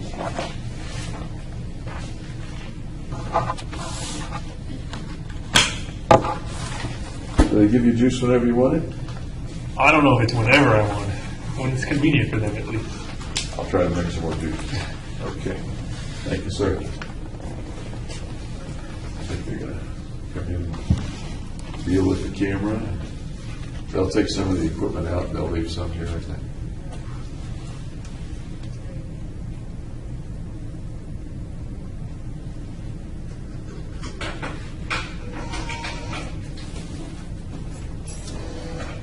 All righty. I think the video person will turn the camera off when the time comes, and Can you do the rest of anything before we get out of there, will you? No. No? That's okay, we'll get out. okay. We'll start up again about 2 o'clock, okay? And lunch time will be up to 12:30, so maybe. Okay. You're gonna have to back it up and move it out. Okay. One of the mics drop down. Okay. You might see, you might check the audio. See how it picked up the sound for us. Whether the refrigerator.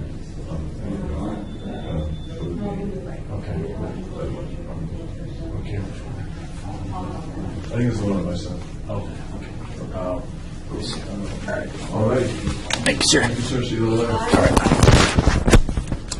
See you after lunch. After lunch, thank you. Okay. Okay, thanks. Yeah, you can shut that. Thank you. Does he get out though? I don't think so.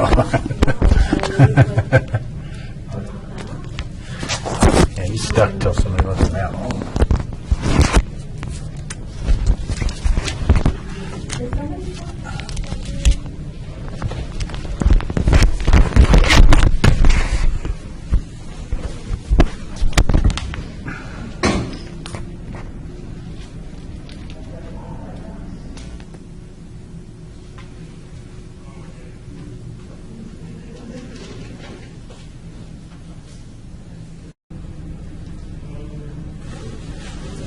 See you guys later.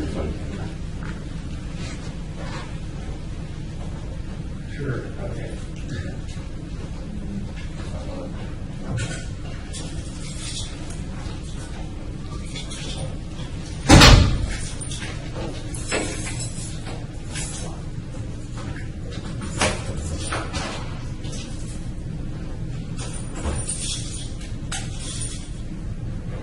Not a bad idea to go to the restroom first. Yeah, there you go.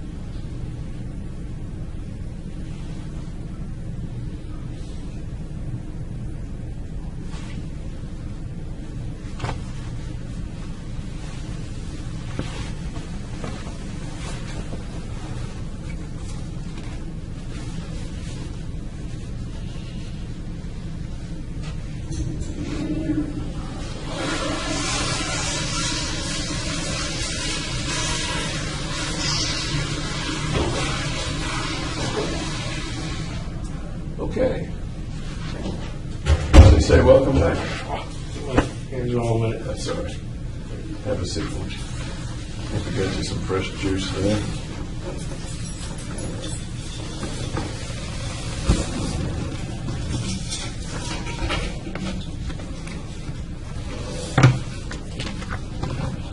Thank you.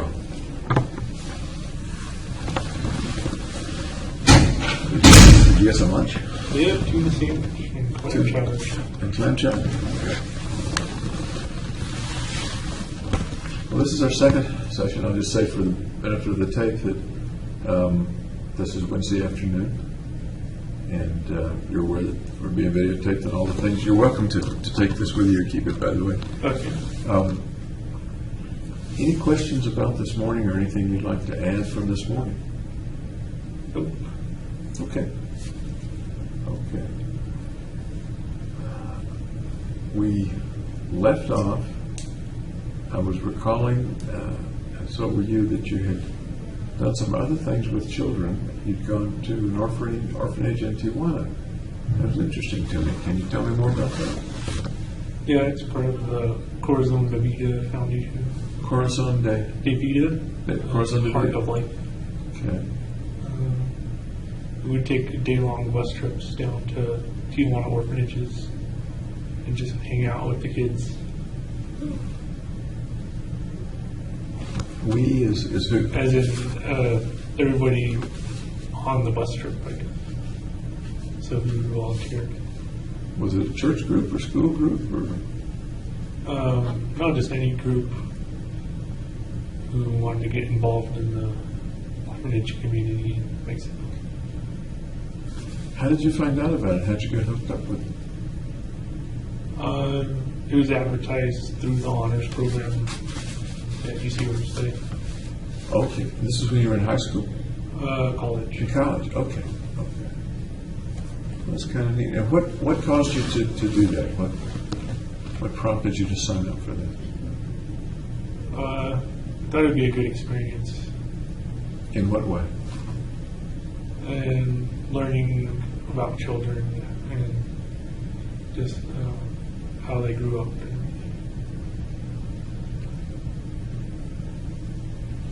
I'm curious, what did you want to learn or learn more about children?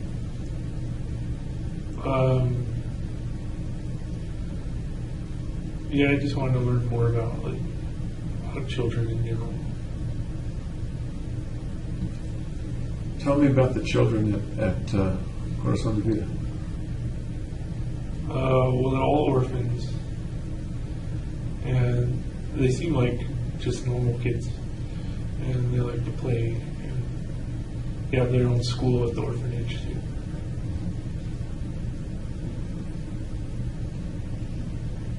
Go ahead.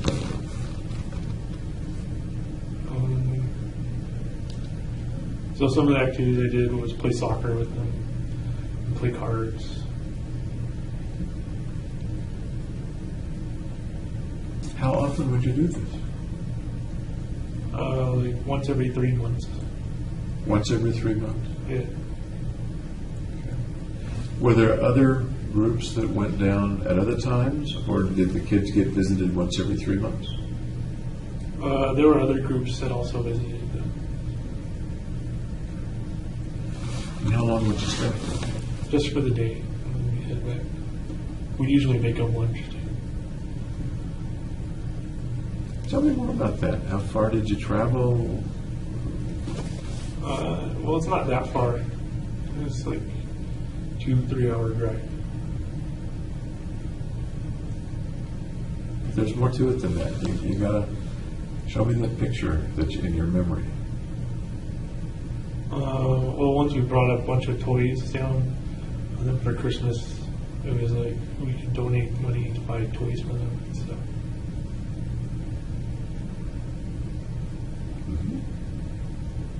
Yeah.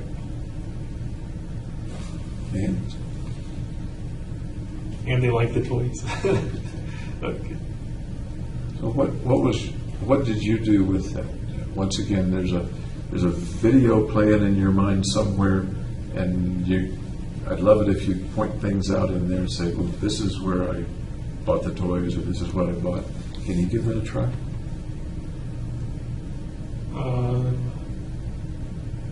Well, I just donated money. I didn't buy the toys for them. But even we could have bought the toys. Did you wrap the toys? Nope. So, you're on the bus, you got toys in your lap or under the bus. Yeah, under the bus. What happens then? Then we do the border crossing, which is like, it takes like 30 minutes. Because they got to check out all the toys and stuff. Then we drive to the orphanage, and there's a couple different orphanages that we would go to.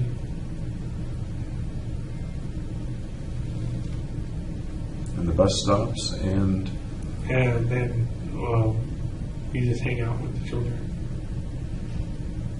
You know, we made them like a hot dog and Cheetos lunch, something very healthy. can you picture any particular child that came up to you or that you hung out with?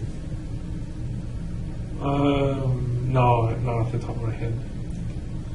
Was there a particular child or more than one that kind of remembered you and you liked to work with? No, I don't think so. I think it was just in general, like packs of kids. Packs, how many do you think? There was probably 30 to 50 people that there were. So you've got the presents. What happens then? Well, then we unload the presents, and and then they get to play with them. What did they do when they saw the present? They were very cheerful, jump up and down.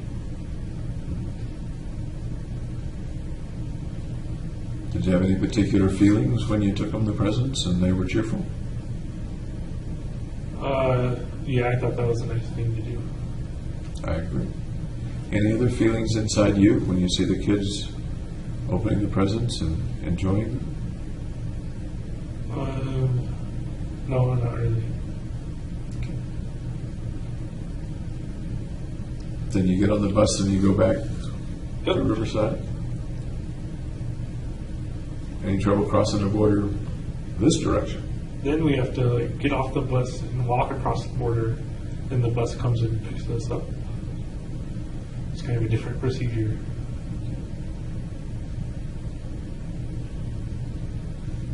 So you get back to Riverside, then what do you do? Then I do school stuff. Pretty full day. Yeah. Okay.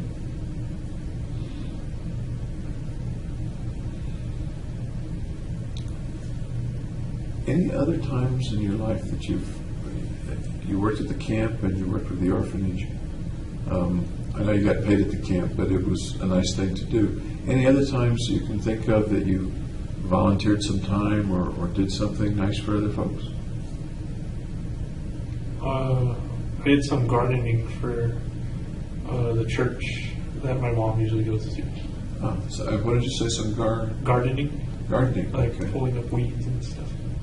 When was that? That was in high school. Tell me about that. Well, there's not much more to tell. Okay. Was it a regular gig or something you did once? No, it was just once in a blue moon. Okay. So it was your mom's church. Yeah. Did the family go to church together? We used to, but I stopped going. Tell me about when the family did go to church. Well, we'd always buy donuts or go to Taco Bell like after church. It's amazing. I remember church and its food. What sort of church was it? I think the first church we went to was Presbyterian, and we went to Lutheran and different kinds of Protestant churches. Okay. This is roughly how old? Since the beginning of church, probably like second grade Until? until probably ninth grade. Was the church a pretty big part of your family, or not very big, or the family faith? It's big to my mom. She really likes it. She used to usher and do the other like church activities. Okay. How about you? No, I was never really a believer, I guess. Okay. Did you go to Sunday school when you were little? Yep. And what do you remember about Sunday school? They had a bunch of couches in their kind of room. So it was a kind of a relaxed atmosphere. Kind of A relaxed atmosphere. okay. What did they do with you guys in Sunday school? Just read passages from the Bible. Was that a pleasant experience or a meaningful experience? What adjectives would you use to describe that experience? Indifferent.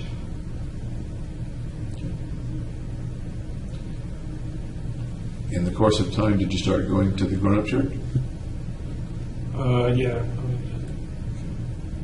Tell me about your experience, what it was like to be in the adult church, the sanctuary, the sermon, that kind of thing. Well, they would sing songs and do hymns and stuff. Usually the pastor would read passages from the Bible or something. I'm curious, do you remember any particular passages or sermons or things that the pastor said, or any particular songs? Glory, glory, hallelujah, or something. Okay.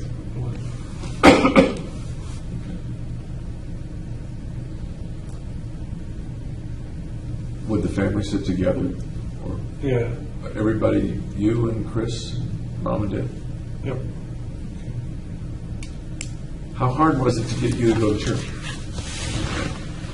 They had to like bribe me with Taco Bell. With Taco Bell? Yeah. Was that an every Sunday sort of thing, or some Sundays? Pretty much every Sunday. Okay.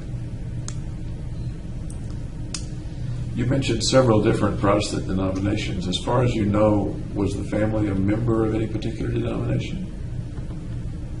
I think they're Lutheran now. Including or excluding church, at that time, and let's say as long as you were through high school living at home, how important was faith in your life, religious faith? I'd say insignificant. Okay. Important to your mom. Yeah. Did she bring the faith into the home, or did she leave it at the church? I'd say she left it at the church. How about Dad? How did he feel about it? He's kind of like me. I'm sorry? He's kind of like me. So. Okay. But he would go because of my mom. You went away to college, you came back, and lived at home for a year. Was there any church in the year that you lived at home? No, that's what. Was she still going to church or no? Yeah. But you didn't. Right. Did Dad still go with her? I think so. Yeah.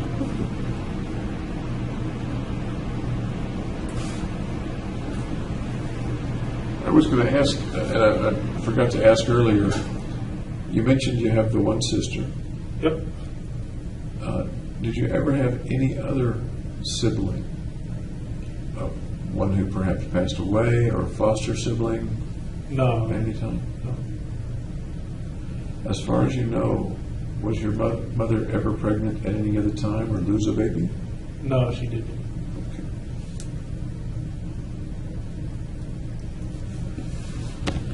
Thinking back when you were a kid, doesn't matter what age right now, but thinking back when you were a kid, how did your parents get along?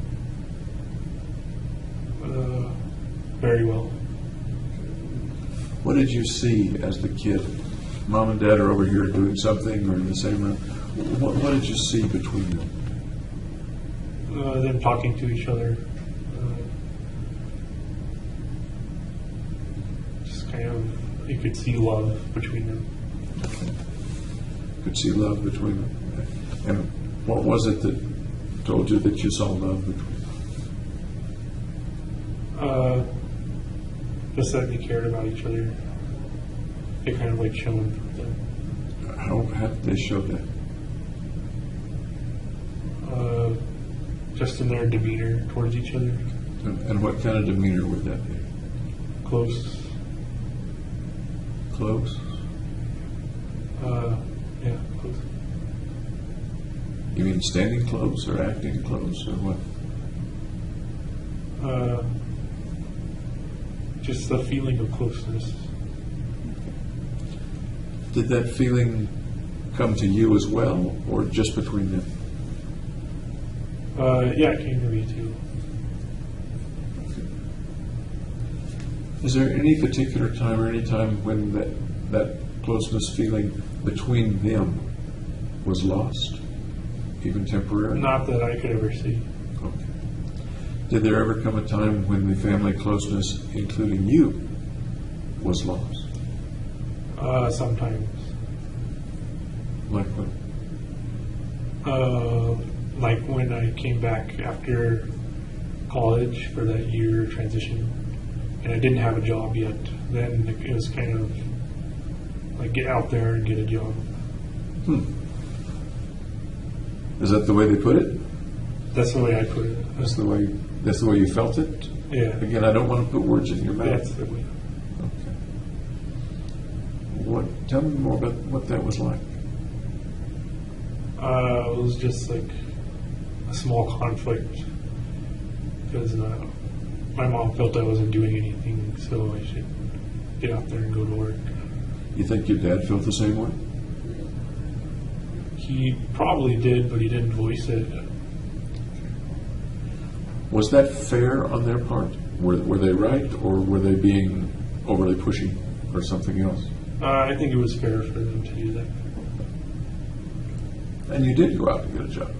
Yep, What'd you do with the money?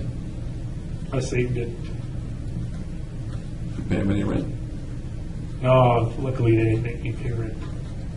So you saved it, I assume, for school and whatever would come along, or Right. for something in particular? No, just in general to save it. Okay. In the present, is faith a very important part of your life now? No, it's like it was before. Has there been a time since middle school, I guess, when religious kind of faith was an important part of your life?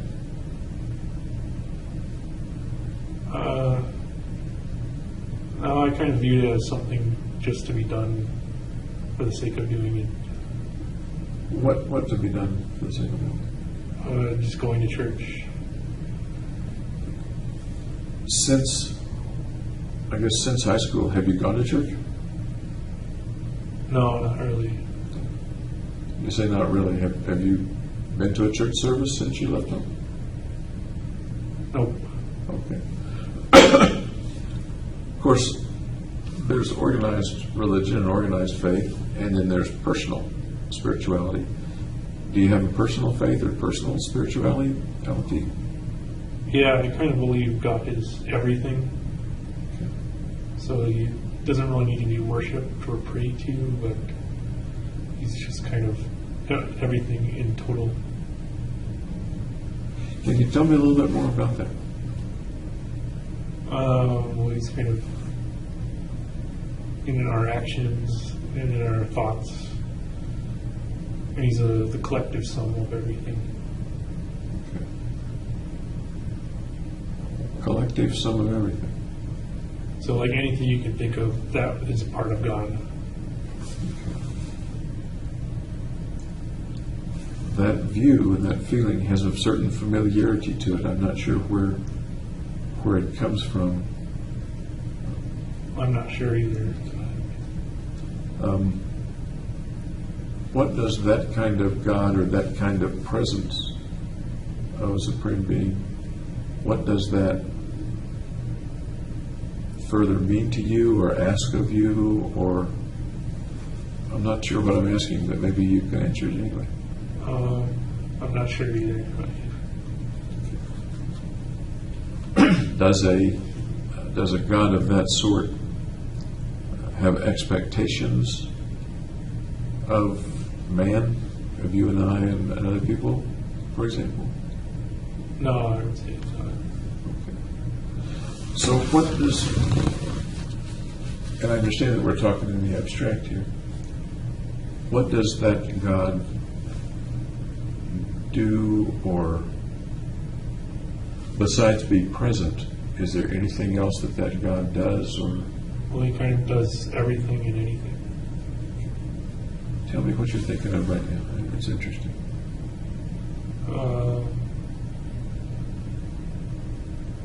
He's just kind of like the universe in its like smallest parts to its largest parts, and kind of like any action.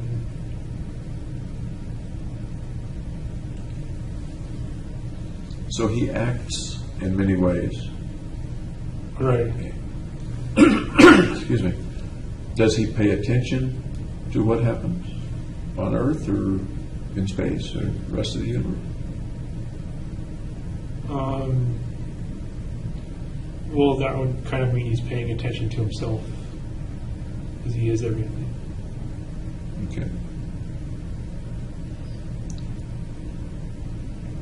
So if I were to ask, does he care what you and I do? What would your answer be to that? I would say yes and no. You're playing both sides of the street. Well, if you talk about everything, then it's going to be negative and positive. And Can you give me some examples? What might he care about?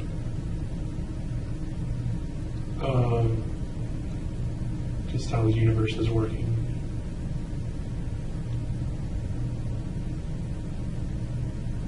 how the universe is working? I'm not sure I understand. It's hard to say like what he would care about because it's a single thing. It's a single emotion, and he would be caring and not caring at the same way. Do you suppose he would care about the shootings, for example? I suppose so. In what way might he care about the shooting? Just that it's changing something. Go ahead. It's changing life to death.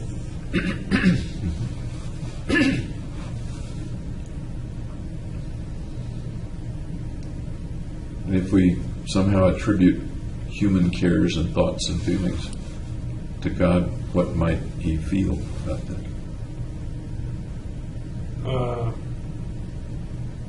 He might care that people were dying. Okay.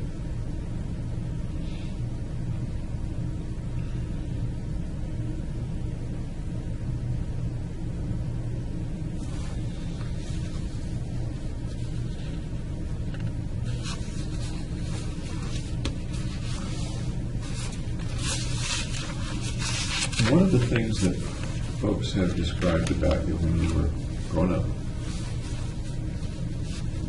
you used the word shy several times, was that you were a little bit isolated, a little bit of a loner. Is that an accurate description of you? Yeah.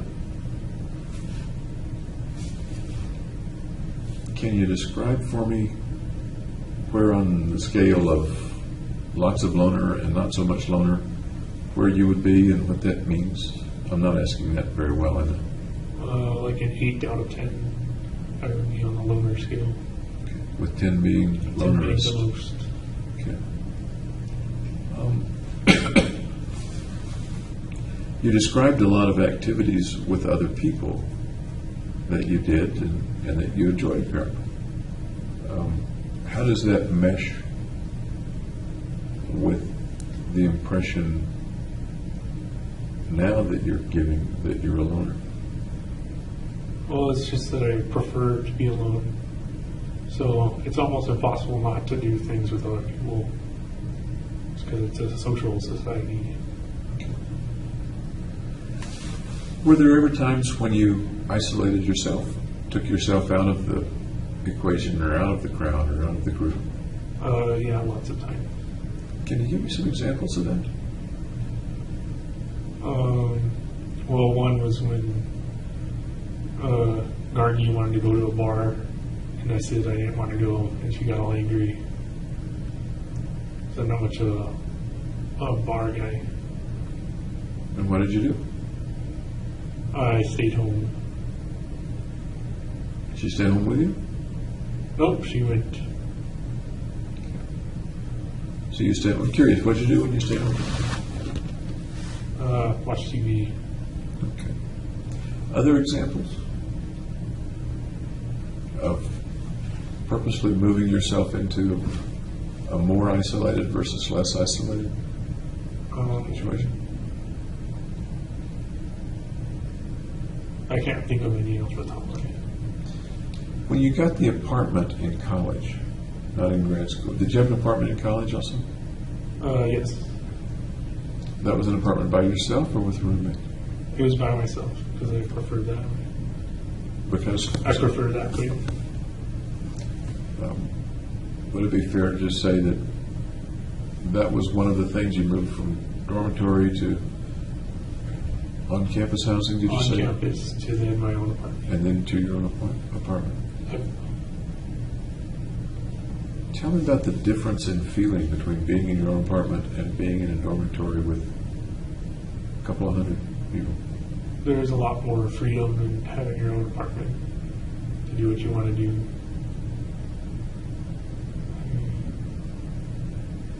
To do what you want to do.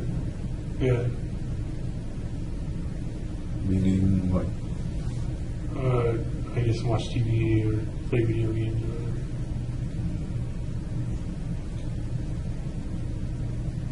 When you, let me take a little side trip here. When you do the video games, and it may vary, are you playing online games with other players online, or are you playing the computer? Some video games it's only the computer, and others it's online. Which did you prefer and do the most, if either? The online ones. Okay. So there were other people at the end of the web, various characters. Yeah, I wasn't quite as anxious when it's kind of over the digital web. You weren't quite as anxious.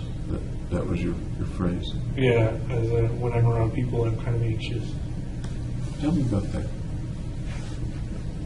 Well, I don't know. It's just they expect you to say something, and I usually like to listen more. When you say anxious, what do you mean anxious? Like fidgety, fearful. Yeah. Fidgety, fearful, what else? Not wanting to be there.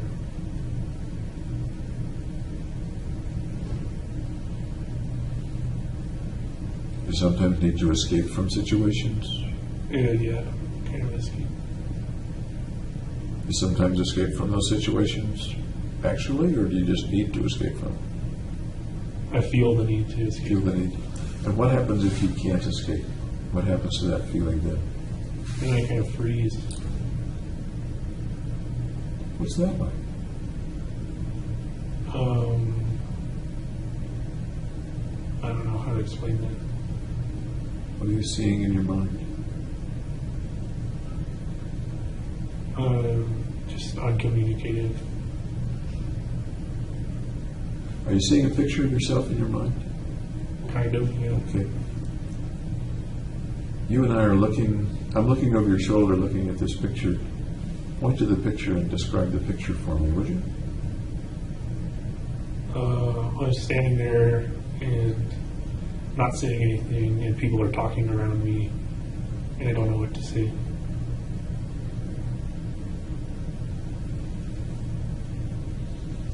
And that's making you uncomfortable. Yeah.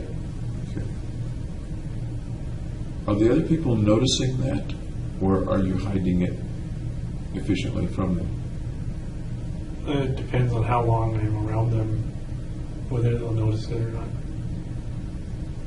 What happens when they notice it? Then I feel embarrassed. What do they do? Stare. Anything else that they do? Not really. They ever laugh at you?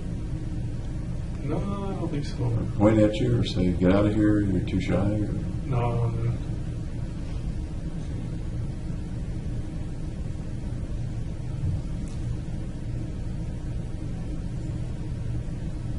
What, an odd question perhaps, what do you think they're thinking when you're kind of frozen like that? Why isn't he talking? What else are they thinking about? Maybe there's something weird about him. But they don't say that, is that correct? Or do they sometimes say that? They won't say it to me, at least. You pretty sure that sometimes they were thinking that? Yep. And what makes you sure that they were likely to be thinking that?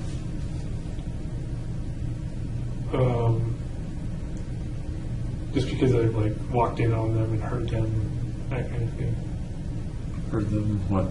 Heard them talking about me. Really? What might you walk in and hear them saying? What was he doing, or whatever. Can you think of an instance in which that happened? Are you thinking of a particular instance in which that really happened? Yeah. What instance is that?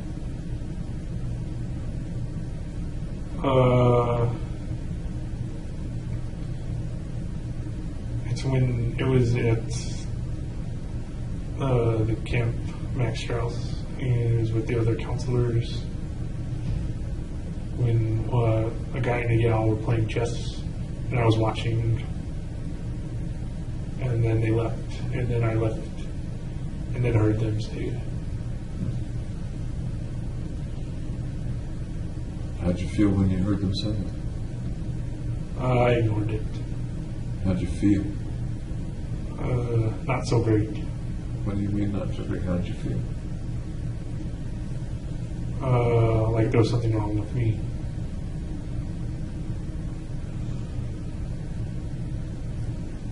I'd like to take your pulse right now. May I take your pulse? Okay. I may do that from time to time. Thank you.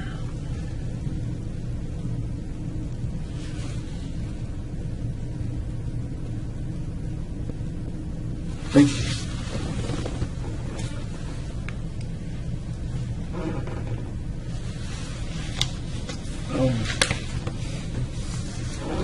Like there was something weird about it. Yep. Like they think there's something weird, or like there's something truly weird about you. They think there's Like something. they think there's something. Did you ever think there was anything weird about yourself? Yes. And let me limit it right now to before college, okay? Okay. So before college, I thought I wasn't as social as other people. okay.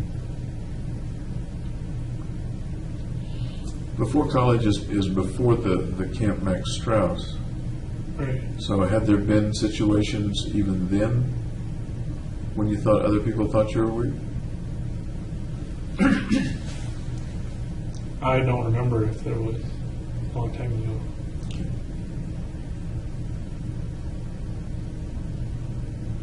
I want to talk a little later about whether and when you felt like you were weird. And we'll come back to that.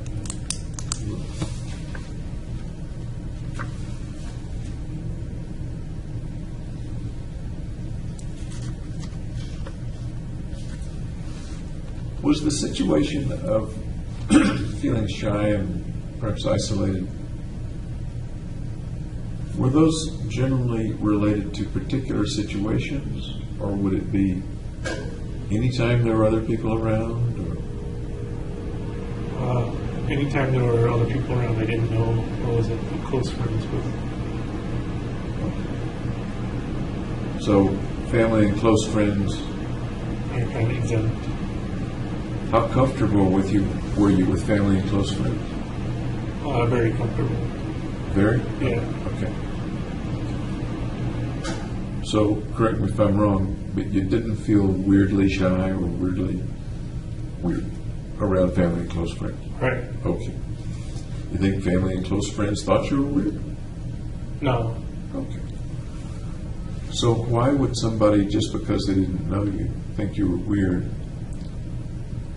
if with family and close friends you didn't think you were weird and they didn't think you were weird?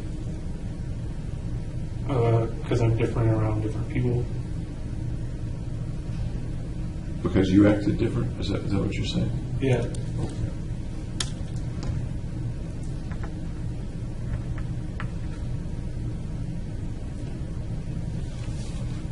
How quickly, or what does it take to get you from, okay, I know this person, I don't feel weird and I'm not acting weird, to what has to happen to make that change, to get you I was comfortable? spending a long time with them. I don't know exactly how long though. Okay. For example, you and I have been talking for 3 or 4 hours over a period of a day. Yeah. Is it approaching that in any way, or is it pretty uncomfortable? It's still uncomfortable. So uncomfortable. Okay, fair enough. Fair enough. The people who are around you at the jail, they're not interacting very much with you, I understand, but is it uncomfortable with them or is it comfortable with them? Well, I'm not with them, so it's kind of neither. You're not with them. So it's neither. In what sense are you not with them? Well, I'm not communicating with them. I'm not. Got it. Okay. How about your defense attorneys? Where do they stand on that spectrum? I'd say I was close to them. So things are pretty comfortable. Yeah, pretty much. And your impression would be that they don't particularly see you as weird because you've become comfortable with them and your behavior is pretty normal. Right. And again, I'm doing all the talking I shouldn't be. Is that pretty much the way you see it? Yeah, I've been with them for a while. Okay. Some of the staff here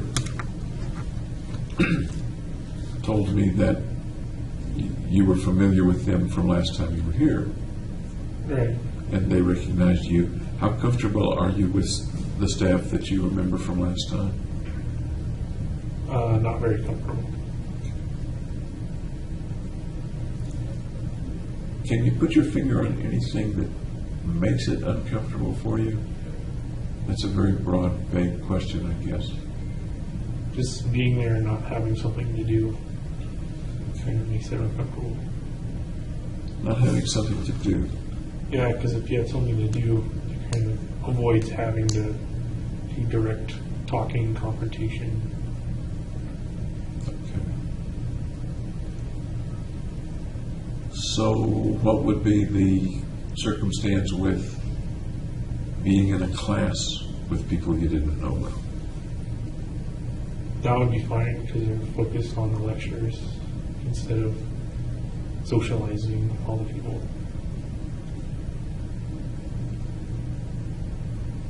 So far as you remember in such classes, would you, being comfortable, then perhaps interact with somebody near you, ask for a pencil or a pen or No, I pretty much never did that. share a note or something like that?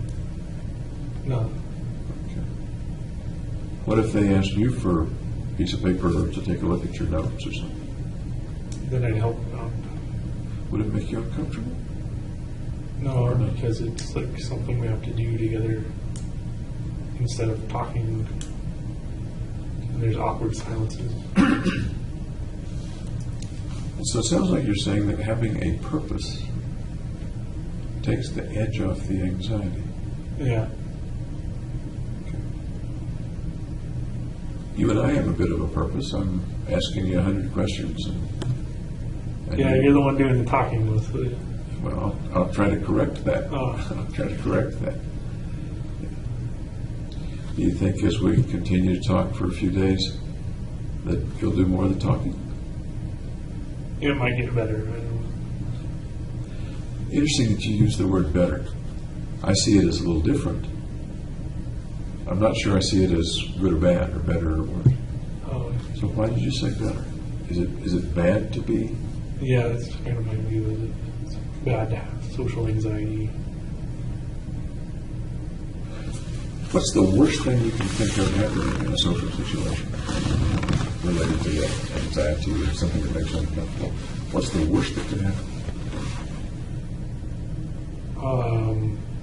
It could start a fight, I guess. What happens then? You have to avoid the fight somehow. What happens then? And it stops. Eventually it stops. How does it stop? And after the confrontation is over, How does the confrontation come to an end? poorly.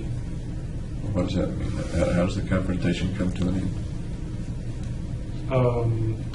Then I didn't give the right answer. I don't understand. How, you say you were concerned that there'd be a confrontation or a fight, Yeah.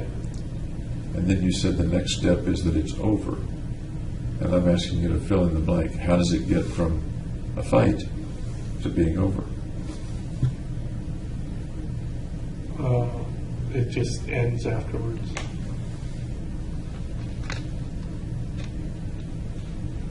How does it end?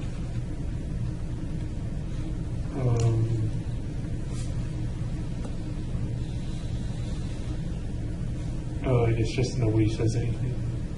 Nobody says it. Yeah. What's the worst? I'm going to stick with the worst case scenario business. What's the worst way it could end? With someone getting offended. Okay. Like how?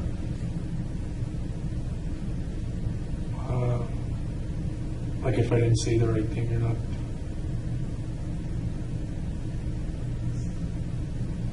So you're talking about the other person getting offended, not you.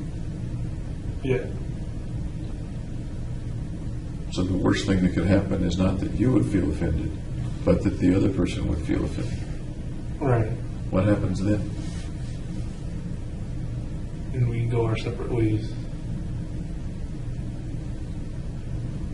Is that so bad? It is if a person's offended. How is that a bad thing? That the other person is offended?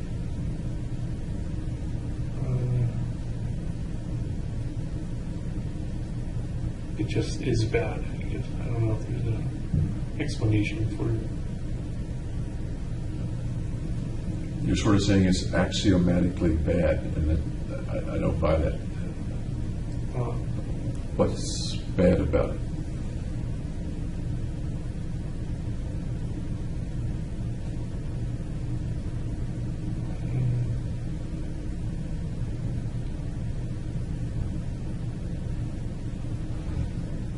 Just because I didn't say the right thing or not. You already said that. We're in a little circle Yeah, here. it's axiomatic. Isn't it? Let's come back to the worst thing that could happen. Parting ways with the other person feeling bad is the worst thing that could happen? I suppose there's worse. What might be worse? If somebody gets killed or not. Okay. Yeah. Can you picture a circumstance where that might happen between you and somebody else that you're talking to? I can't see myself doing it. Okay. How about you getting killed? I also can't see that happening. What I'm kind of trying to come to is within the anxiety, which you use the word fear as well, what the fear might be. If you take the idea of the fear far enough, what do we find? What do we see? What do we feel? Well, fear is its own emotion. Go ahead. So it's it's not different from the other.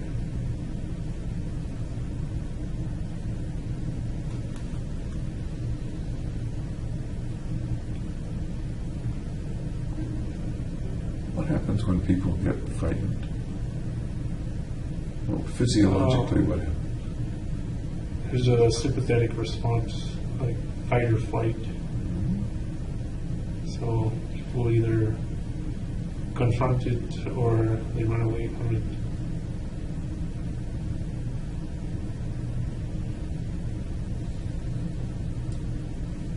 The thing you described you doing was freezing.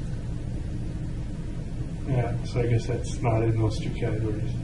Big part? I guess that's not in those two categories. That's what I was thinking. That's what I was thinking too.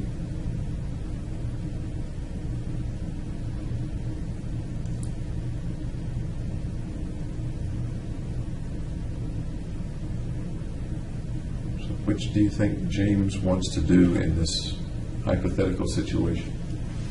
Fight or flee? Usually flee. Do escapist things.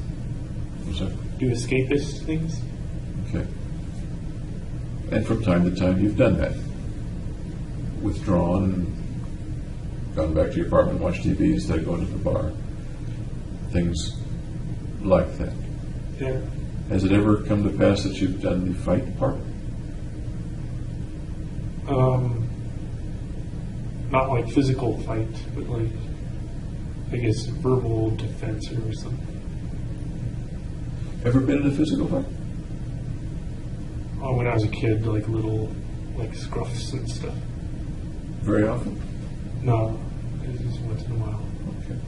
Let me take a side trip, and I'm sorry, I look over that way. Occasionally somebody's waving at somebody. I think they're waving at me. Okay.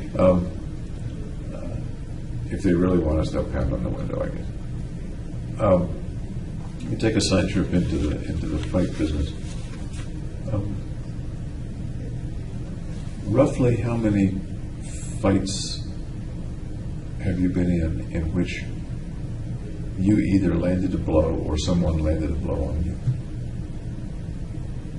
It's more wrestling, I would say. There's no blows landed. Okay, well, the contact is really what I'm... Maybe Roughly. like 2 or 3 only. 2 or 3. Okay. What was the worst one? What happened?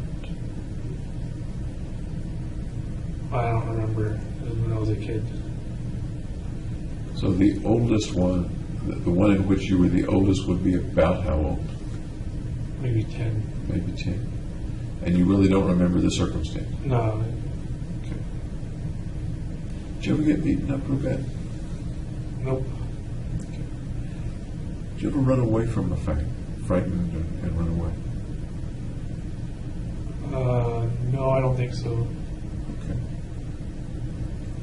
Did you ever threaten someone who ran away from you? No. Okay. Now we come back to the verbal altercation you were talking about, okay?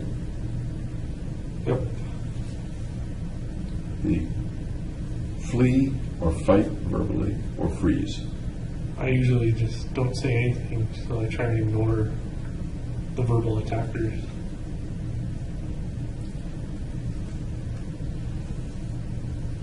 I kind of want to say, how does that work for you? Because it's tough to do that. It's very hard to do that. It works well. Let me see. There's a lot of verbal attackers in jail, That's a good point. so I just ignore them, and then eventually they stop. Let's come up to the jail then. Can you give an example of the verbal attackers in the jail? Yeah, I'll just say stuff. I'm sorry? Yeah. Give me an example.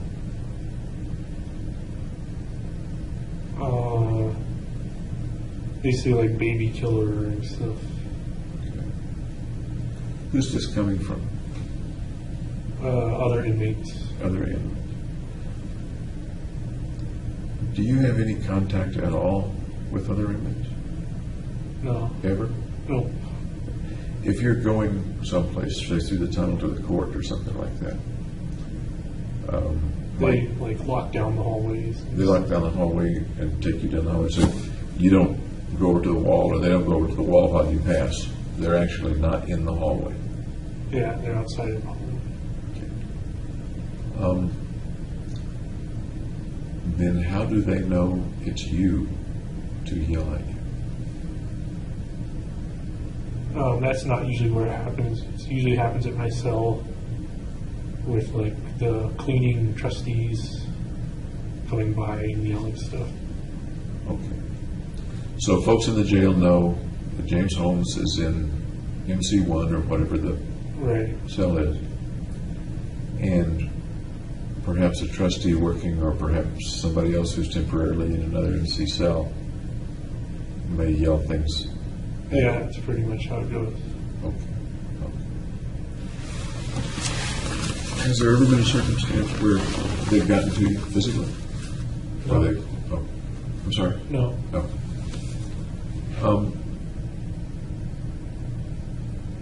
Let me go. Thank you for that example. But let me go back earlier to your activity of freezing rather than fighting or fleeing. Freezing is a little different from ignoring, it seems to me. Does it sound different to you? Yes. What's the person who's freezing thinking, feeling, what's going through his mind? They can't think or feel at that time because you're kind of frozen. So it's kind of a mental block.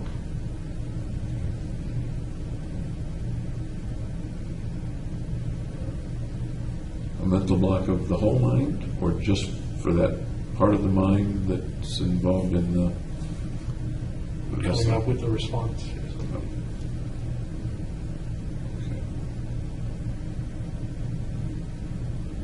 Does that describe you pretty well in those circumstances? Yeah, I guess so.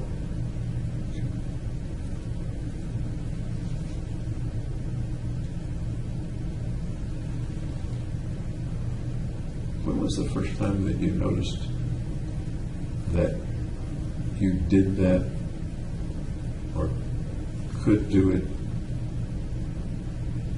When was the first time you recall doing it?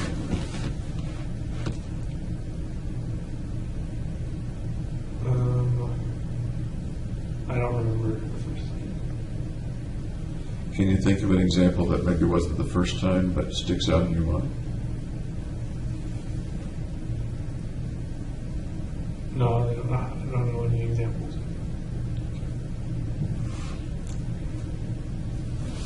Was there a time or a period in which you realized you were doing it more or more strongly, more obviously to yourself? In graduate school. Okay. What might that have had to do with? What might you have been doing? Like discussing lab papers, lab articles. In some sort of presentation? In like discussion groups kind of thing. Tell me what that was like.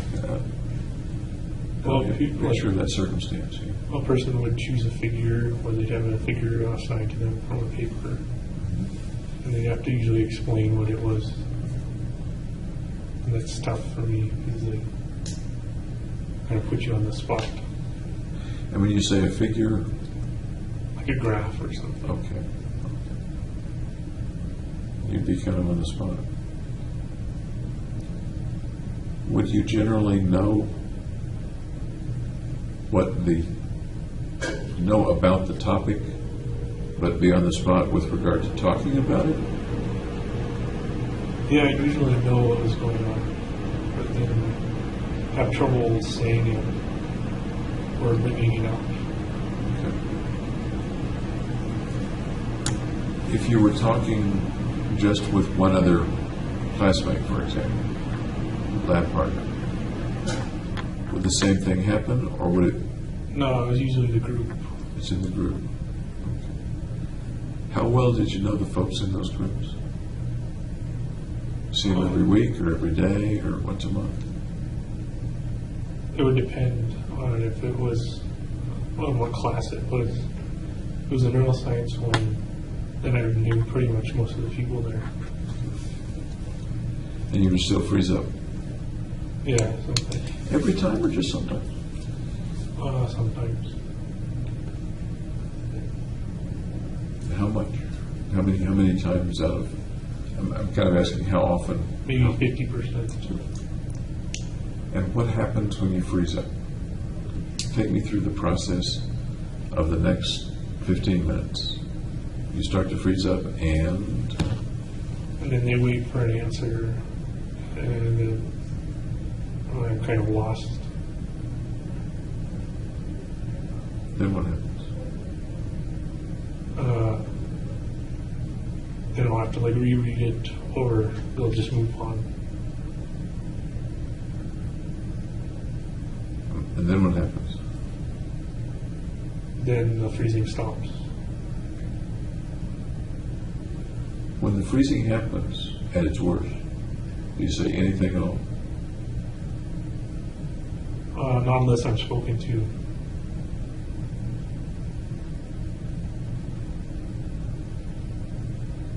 So if someone speaks to you, you would respond? Yeah, I try and give my best response available. Was that response generally an appropriate response or no? Yeah, I'd say it was appropriate. I read a little bit about you giving presentations. Yep. And maybe these are the discussion groups you're talking about, but it appears that you or someone similar is standing up with a PowerPoint presentation. Right. Is that what you're talking about, or is that different from what you're talking about? That's different. That's like lab rotation speeches. I'm talking about, we've got like an article in front of us. We have to talk about a graph or something. And they call on me and say, can you explain this graph? If the group were asked to write an explanation of the graph, would that solve the problem?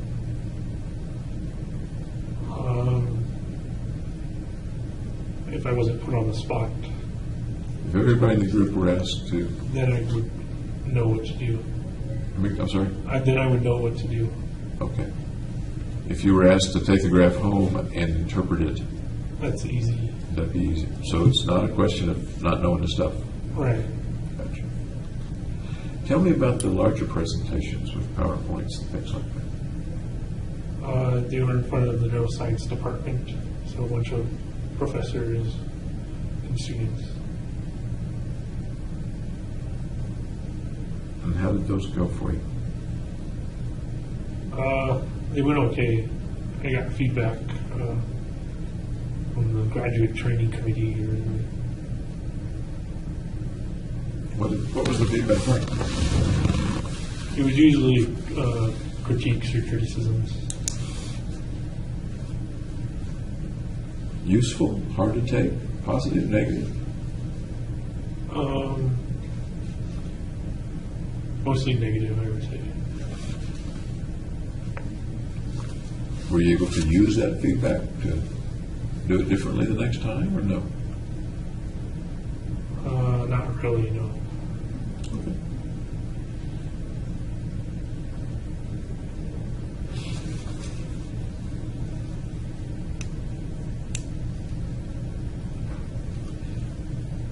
With isolation, and shyness is a little different from isolation, I guess.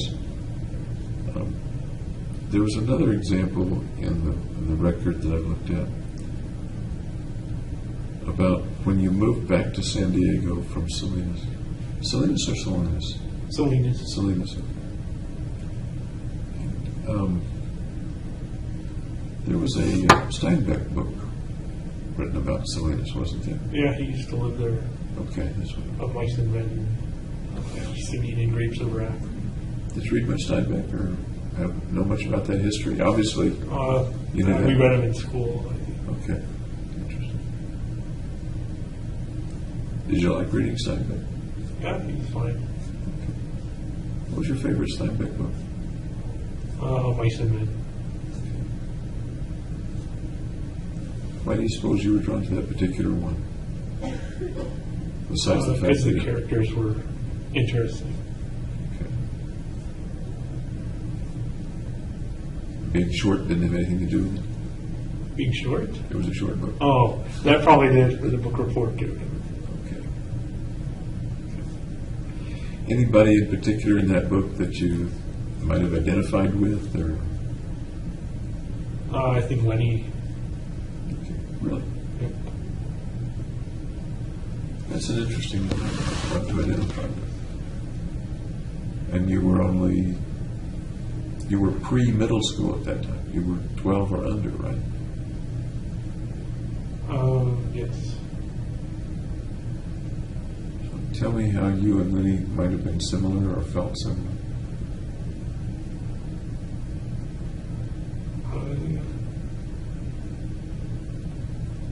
I don't know how to answer that. How I felt compared to, What are you picturing in your mind right now?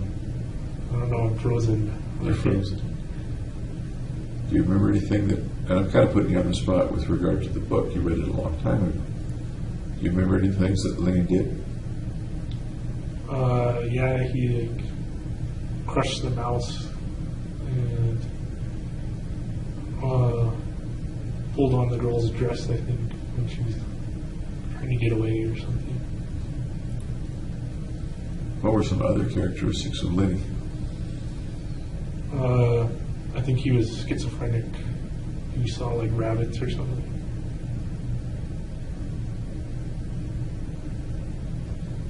And what was it about Lenny that you think applied in some way or other to you, even at age 12 or however old you were? I just thought he was the most interesting character in the book. Okay, interesting character. He was also a character that almost everyone misunderstood. Oh, I don't remember that. Okay.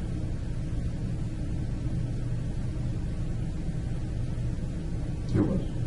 Okay. He had a friend. George. Or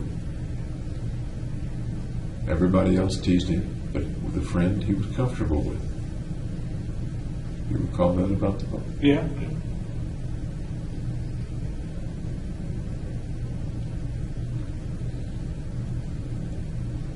What do you think that relationship, what do you remember about that relationship between George and Lenny? How did George feel about Lenny? George liked him because he could do a lot of hard work, like manual labor. And I guess they were just friends. Think George cared about him? Yeah. That's what made it hard for him to kill him in the end.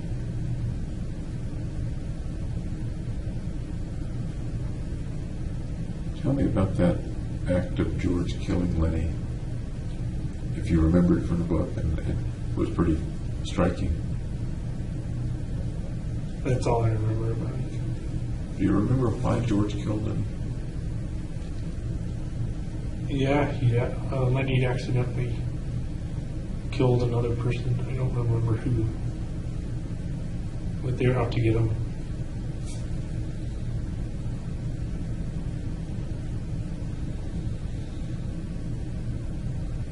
And why George? Why was George the one that killed him? Because he was the closest one to him. What do you make of that? What do you suppose Steinbeck was What was he going for? telling us about George, yeah? About that relationship? I don't know. I bet you wrote a book report on it. And That was a long time ago, though. Okay. Yeah, I don't know why him versus the other people. okay.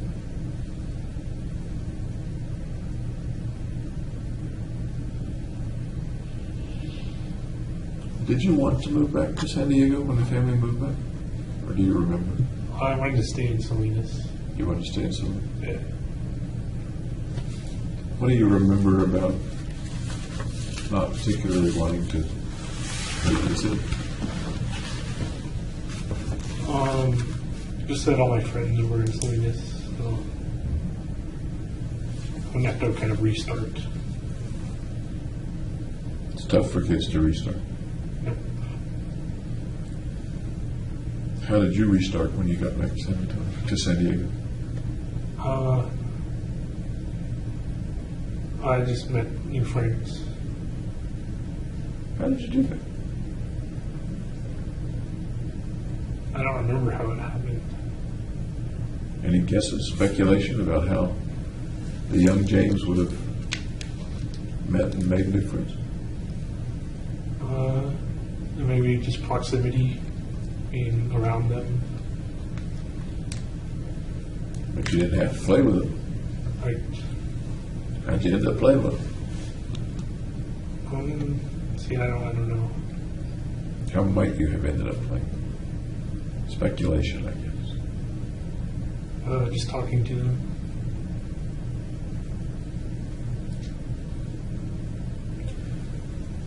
Do you recall whether there was a period in which you didn't want to play with them? You wanted to keep to yourself when you moved back? No, I wanted to make new friends. There's some place in the record that talks about you sitting in the closet reading. I don't know what that's about. Does that ring a bell? No. No. And I'm not sure either. Does it say when or what? Is that- It was when you moved back to San Diego. When did the family move to San Diego in the first place? How old were you then? When I was first at San Diego, Yeah. I was born in San Diego. You were born in San Diego, okay. Yeah. So you're there for a long time, and you only came back one time. Yep. Somewhere in the record, there's something about you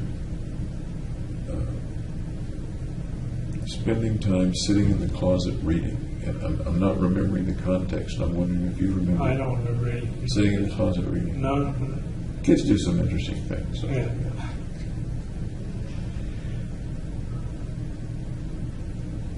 What kinds of things did you like to read back then, when you were 12, 13 years old? Oh, my favorite was Goosebumps. Goosebumps. Yeah. I have not read. That's a series, isn't Oh, I it? think there's like hundreds of them. Kids series. Yeah. I've not read it. What's the premise of Goosebumps? It's like a scary story. Just a scary story. Are they real heavy-duty scary stories, or are they scary stories for little kids? I did that for a little kid. Okay, so go ahead. You like those? What was in Goosebumps books that you remember? Just a bunch of monsters and stuff. And what happened in the books about the monsters, and perhaps children were in the books too? Right? Children and monsters? I don't remember if there were. I just remember it was like scary. And it was a scary stuff for you to read? Yep. Okay. So what does a kid like James do when he's reading Goosebumps? How do you deal with being scared? Well, it always ends, so there's nothing to be afraid of once it ends. Does it end with the scariness going away, or is it still scary at the end and you just put the book down? It's usually still scary, but then after a while, its scariness kind of fades away. As you get older, too, it's not scary. You had your own room all this time, right? Yep. Were you ever kind of scared in your room by yourself? I used to think there was something called nail ghosts. Called what? Nail ghosts. Nail goat. Nail ghosts. Nail ghosts. So when I had my bed up against the wall, and ghosts would hammer nails through the wall and kind of poke you. Wow. Yeah. Okay.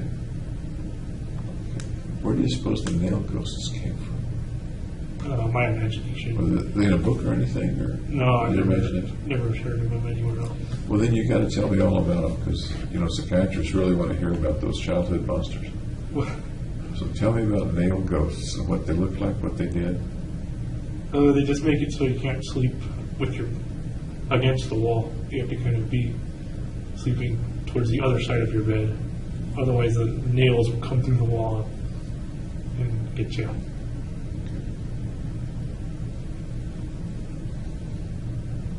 How did you deal with that? You slept, for one thing, you slept away from the wall, I see, Yeah. right? Okay. How else did you deal with that?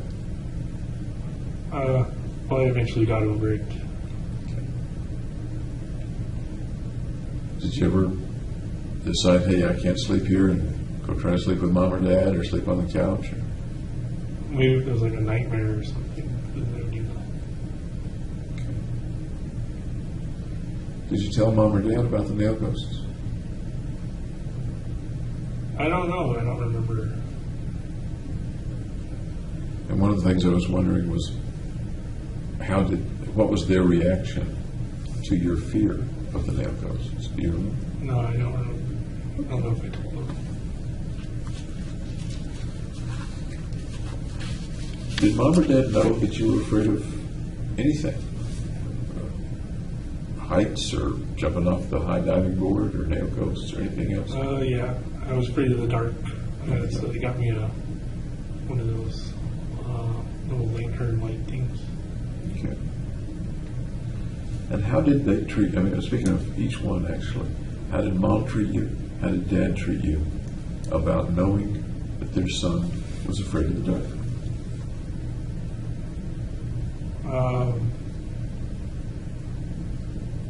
Well, they let me sleep in their bed, or they'd say there's no monsters.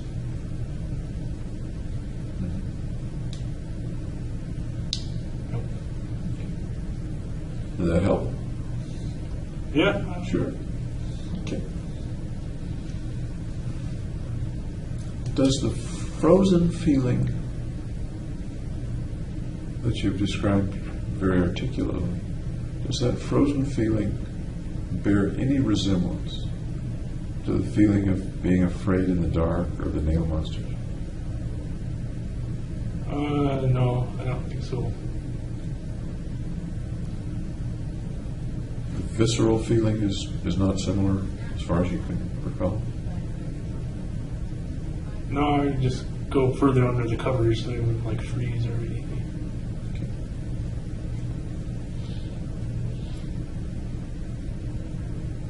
Here's an odd question. In the freezing as a grown-up, would you ever have fantasies or thoughts or pictures in your mind of some of the monsters from childhood or any kind of monster?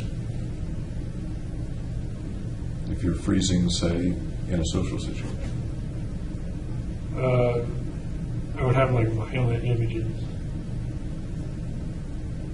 Violent images. Yeah. Tell me about them. Things like saws going against the other people. Like what?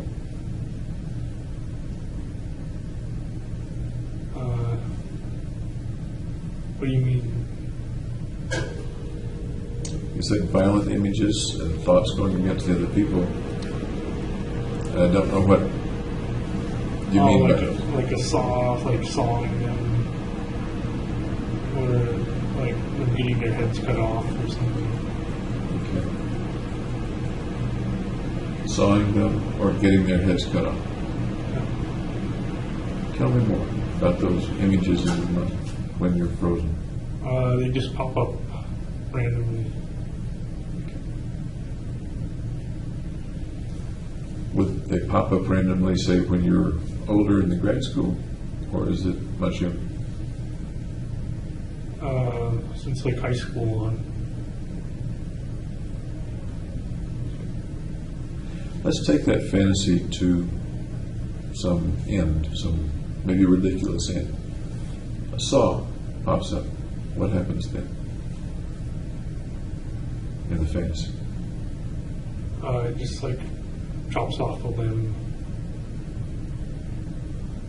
What kind of saw? Who's holding the saw? What happens next? It's just kind of like a floating saw. And then once it happens, then it's like, then there's no more, it's done. It's done. Is the saw dangerous to you or dangerous to the other person?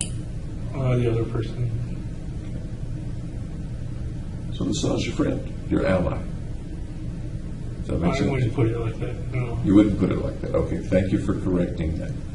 Because my thoughts don't have to be your thoughts. Okay. The saw just kind of appears and something happens to the other person. Yeah. And then it ends. And what happens next? Then I'm either still frozen or have come up with a response or something.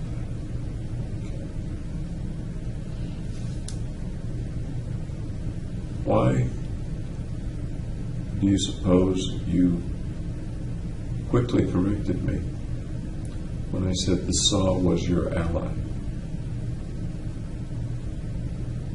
You're having violent thoughts against somebody that's making you uncomfortable, Right. and something's helping you, or something's cutting off his limb or his head or his arm. Why do you suppose you were quick to say, hey, not my ally? It's just a random saw, or something like that. Because the saw's doing it on its own. I'm sorry? It's doing it on its own. Saw's doing its own. Think the saw's any part of you, mentally speaking? Getting very Freudian about it? No, I don't know. Did you ever ponder that before? Gee, I wonder where the saw came from. You ever think about it or ponder it? No. Okay. What are some of the other fantasies or images that come up when you freeze?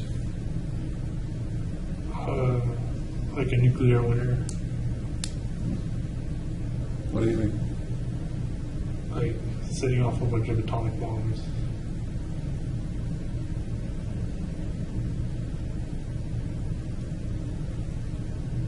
This seems to come up in a matter of seconds when you're kind of at an impasse on the spot, neither fleeing nor wanting to fight. Does that make sense? Right. What do you make of that? What do you make of that nuclear winter picture coming into your mind? It's unrealistic. It's going to happen already. What do you make of it coming into your mind? I don't know why it's popping up. Can you speculate on it? It could be arising because I'm frustrated, I guess.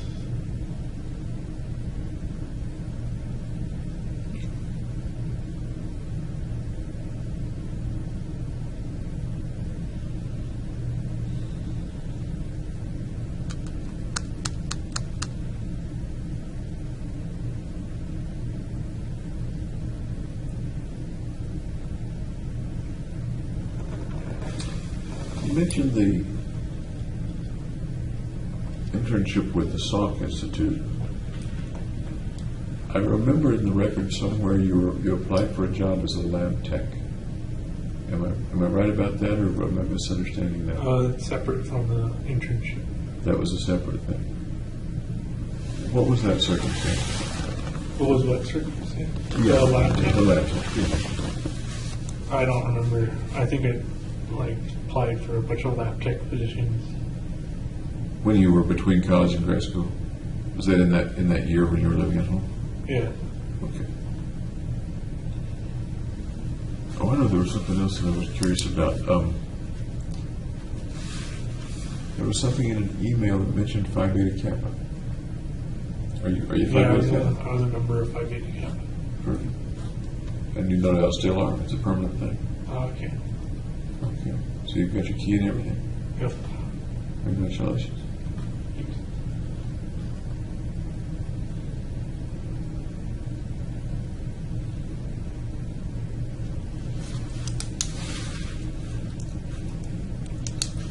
We talked a little about religion. The other thing psychiatrists always ask about is sex.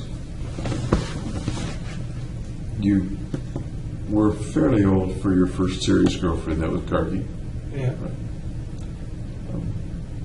You dated, but were more on friendly dates with girls before that, it sounds like. Correct. Okay. Was Gargi your first sexual experience? Yes. Okay. Other than masturbating, I suppose. Right. Okay. How was that for you? Was it successful, unsuccessful with Gargi? I know that's a vague question. It's that way on purpose. I'd like for you to kind of tell me about I that. think it was a successful relationship. Okay. Good for both of you? Yep. How frequent was it? Maybe like 3 or 4 times a week.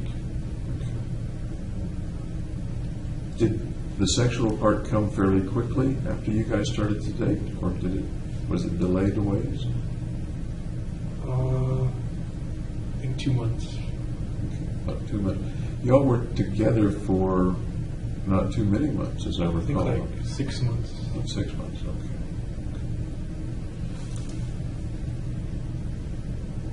I take it she never became pregnant. No. That's fair to say. Okay. Anyone else in your life that you've ever had intercourse with? Nope.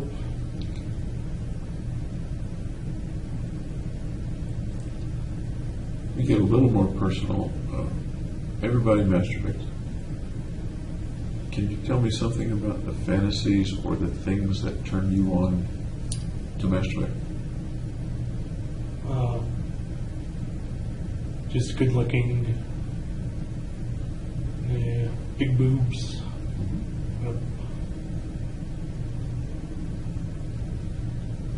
Anything else? That's about it. That's about it. That sounds like pretty standard fare. Oh, And go on the web, have a little porn laying around. just on the web. Okay.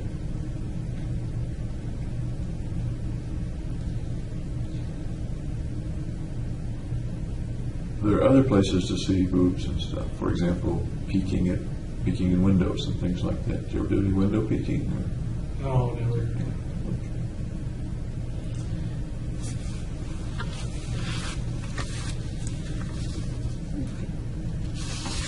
We might come back to that. I don't know. Psychiatrists usually do.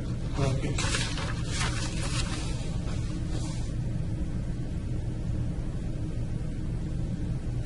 At times, according to the record,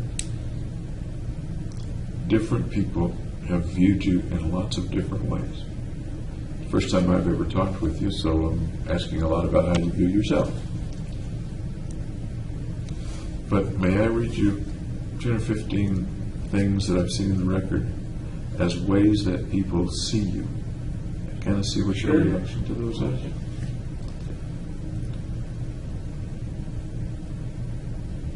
One of the phrases is that, and this is I think both prior to the shootings and since the shootings, trying to keep it together. What does that bring to mind? Trying to keep it together. Is that accurate, not accurate? I don't know what it is. What comes to mind?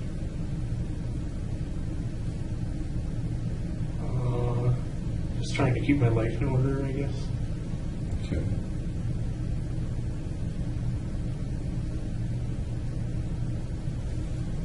Anything after that?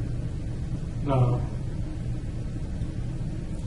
My impression, and again, it's my thought, not necessarily yours, is trying to keep your mind together. Trying to kind of keep from losing it in some way. Okay. Does that resonate at all with? That sounds accurate. Okay. So tell me how it sounds accurate, because this is what other people are saying. I'd much rather hear what your view is of it. Well, I became more disorganized, and I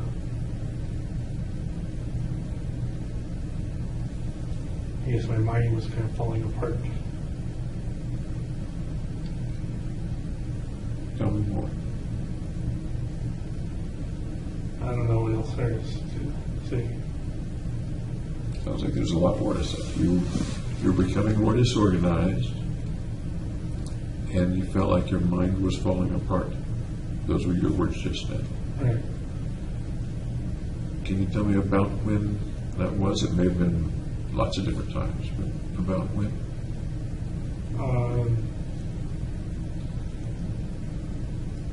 Like after Christmas, when I came back to graduate school. So that would be early 2012. Yeah. Can you expand on that a little bit? What was it like? What was going on inside you? Well, I was sick. I think I was sick from mono, and I was fatigued all the time.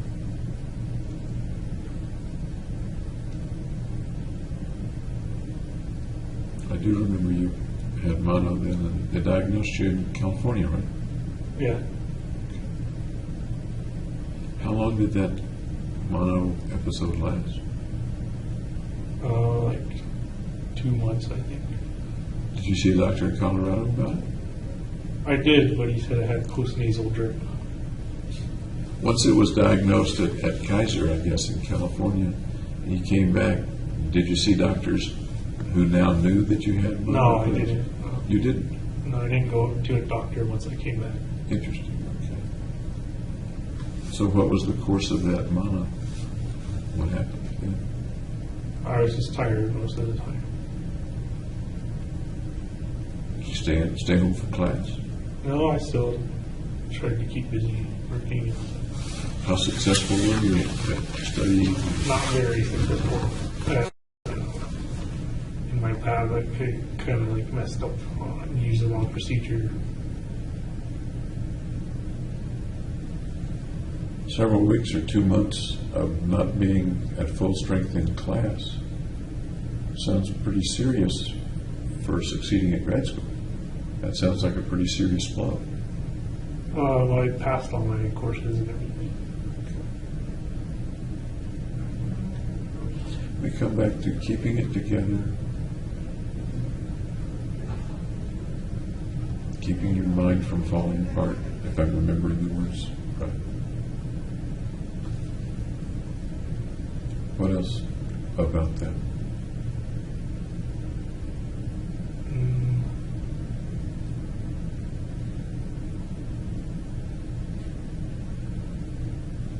I guess I was also really depressed.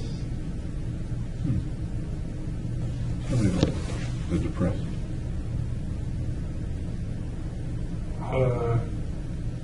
Because I broke up with my girlfriend. That was a little later. Was that in March? Am I remembering that right? When did you break up with Carly? I don't remember the exact month. It was early 2012. Okay. But the important thing is you said pretty depressed. Can you expand on that a bit? Yeah, I didn't have like my normal drive to finish things and succeed. I think. What's it like to be that depressed? Didn't have your normal drive. What else? Kind of stuck in a rut. What do you mean? It was hard to get up and do things.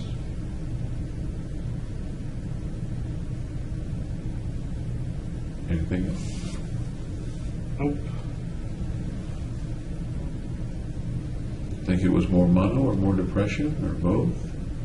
Neither? I think the depression was separate from the mono. Okay. Do you remember, and I know that you've gone online to look for symptoms of mental disorders. Yeah. What symptoms did you find of depression at that time? Or at that time, were you not going online looking? I don't remember if I looked at it at that time. How were you sleeping, for example?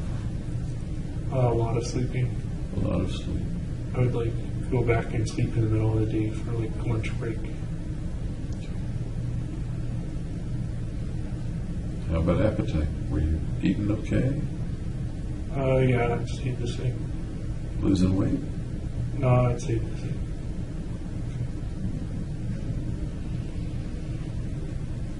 Did you feel like things were pessimistic or hopeless or not?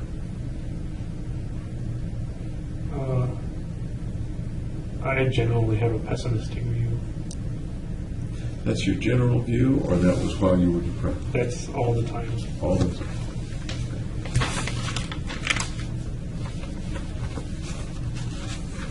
This particular time after you came back from Christmas, was that the most depressed you've ever been in your life? Yeah. And I really do want to hear more about it.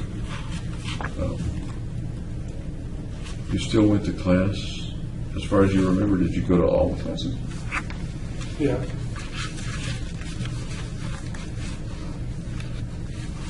When you weren't in class, and you mentioned you slept a lot, at that time, were you still seeing Gargi, or do you think you'd broken up by that time? The depression was after, I think. Okay.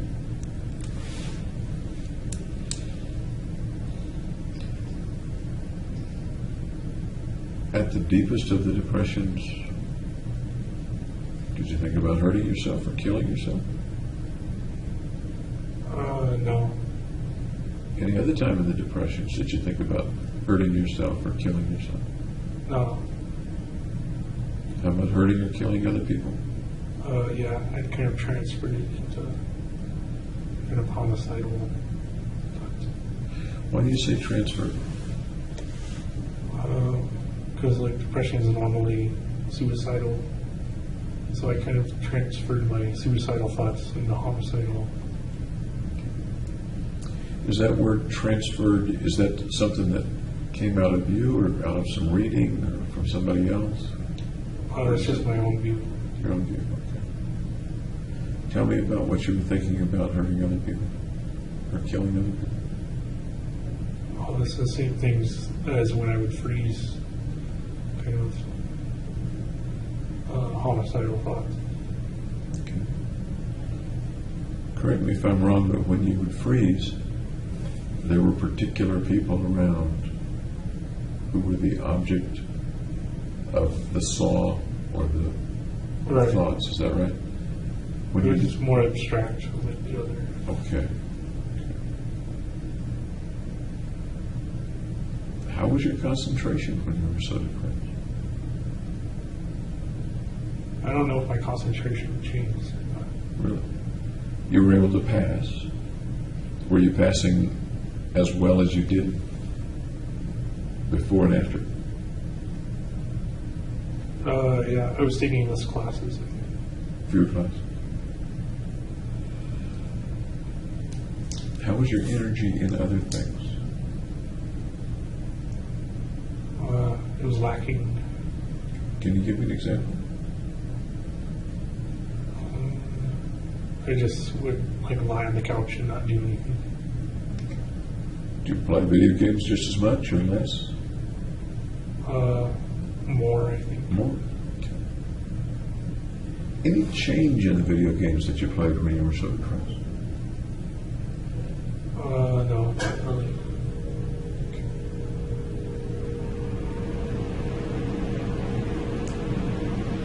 You mentioned that you didn't have thoughts of suicide. Did you have thoughts of dying or thoughts that you might die? Not me, someone else.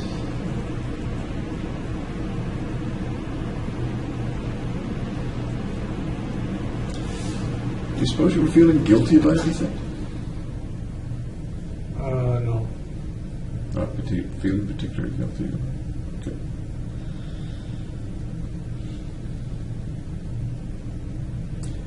Within the depression, as far as you can remember, do you think you stayed in contact with reality pretty well, or do you think that there were times when you weren't in contact with reality? Well, I think of the nuclear winter, and that wasn't realistic. That was part of the freezing part. Was that also part of the depression part? Yeah. Okay. And the nuclear winter, I guess I can think of lots of ways that might come to someone's mind as a thought, as a very, very frequent and intrusive thought, and maybe in other ways all the way up to truly believing we are currently in a nuclear winter. I didn't believe we were in it. It was just an intrusive thought. The intrusive that thought. kept coming. Say that again. That would kept coming. Okay, a thought that kept kind of intruding about. And what was the picture or the thought of nuclear winter? Can you paint that picture for me? Just a big atomic bomb cloud.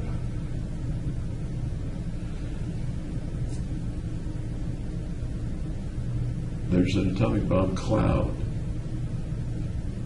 and my picture of nuclear winter is different from the atomic bomb exploding. But maybe that's not the same picture you have. That's the picture I have, is the atomic bomb cloud. Is the exploding? Yeah, the exploding. Okay. And what happens with that atomic bomb cloud? Do you see the cloud? What else is there? It just disintegrates everything. I'm sorry? It disintegrates. Everything, Yeah. including you. No, I can't. I don't see any people in it. I just see like buildings and stuff. Where do you suppose the picture comes from? Does it all come from inside you, or some movie or book or video game? No, because I watch the History Channel. I've seen. There are lots of atomic bomb clouds pictures around, aren't there? Okay.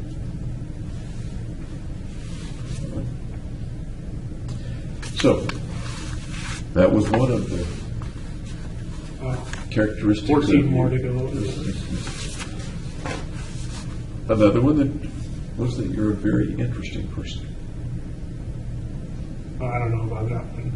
Sounds like flattery. You find that flattering? Yeah. Okay.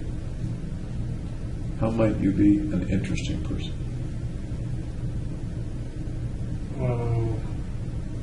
I might be mysterious because I don't share that much of what I do. By being mysterious.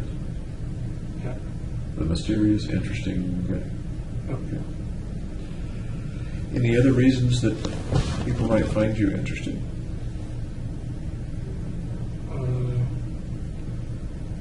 I can't think of one. Another phrase is extremely bright. Okay.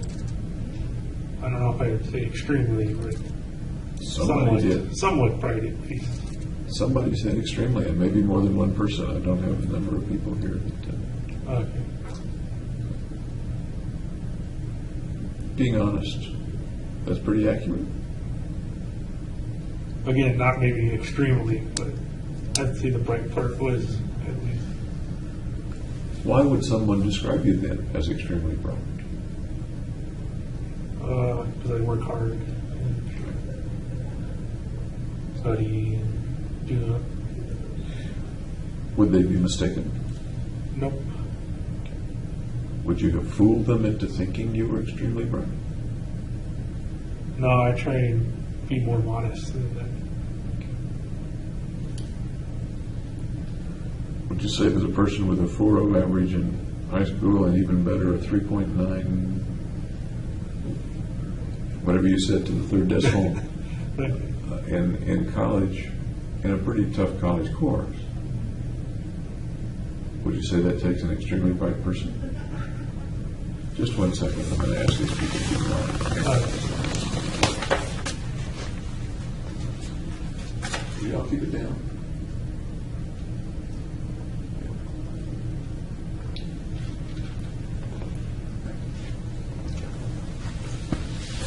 Now they get free waiver to bid. I'm confident they can't hear our conversation with their cackling. It's something else.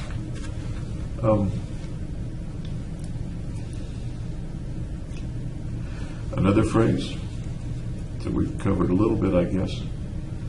Awkward around other people, having difficulty in social situations. Yeah, I'd say that's accurate. Okay, we've talked about that a bit so far. And I remember this one. More than one person said, pretty much similar to other research grad students. Nope.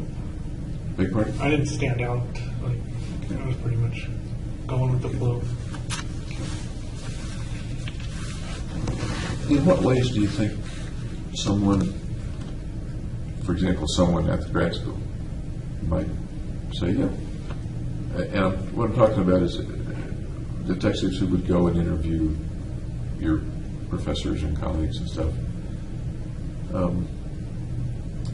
And they would say, in general, he was pretty much similar to other research grad students. In what way, what does that mean to you? Because I've never been a research grad student before. That I was studious and hardworking. Okay.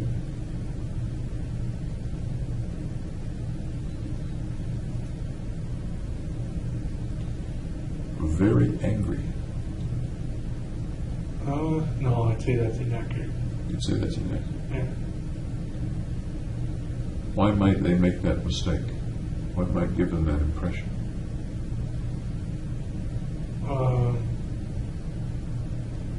if they interpreted my awkwardness to anger, I guess would be one way. That seems a little odd to me. How would they interpret awkwardness as anger? What would lead to that?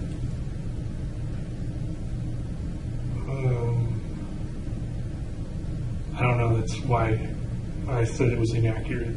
They said I was angry. Were there people over the last few months or so leading up to July 20th of 2012, people that you told you were angry? Oh, no, I never told anybody I was angry.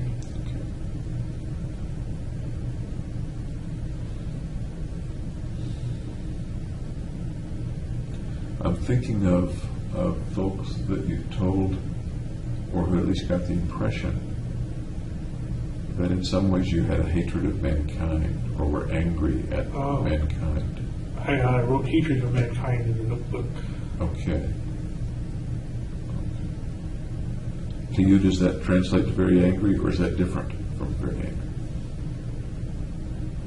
To me, the hatred's kind of like hating broccoli or something.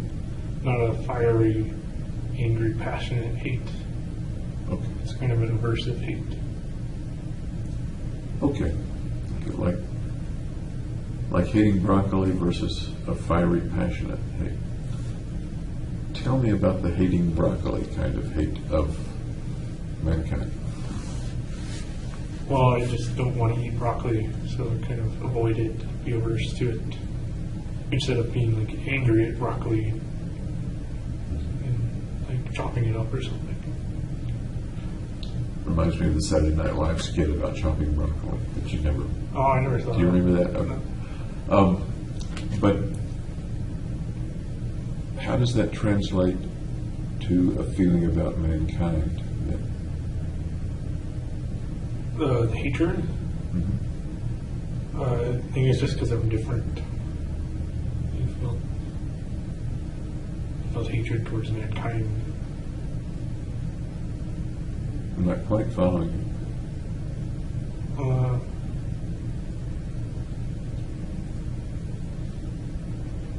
I guess I figured I was kind of separate from mankind, so it felt different.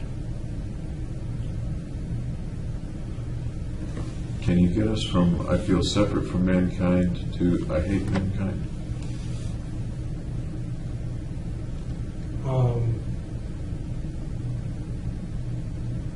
Well, again, it's more of being averse to mankind, kind of wanting to be alone,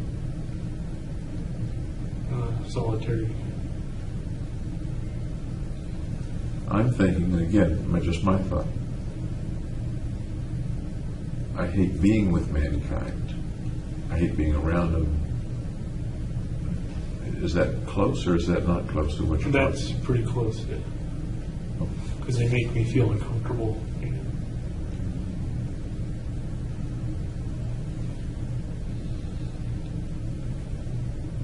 When I think of somebody making me or us feel uncomfortable, one of the things might well be, I hate being around them, I don't like being someplace where I'm uncomfortable. Right. The other thing might be being angry at them for making me feel uncomfortable. No, I was never angry. Okay, not that. And I guess that would have to do with,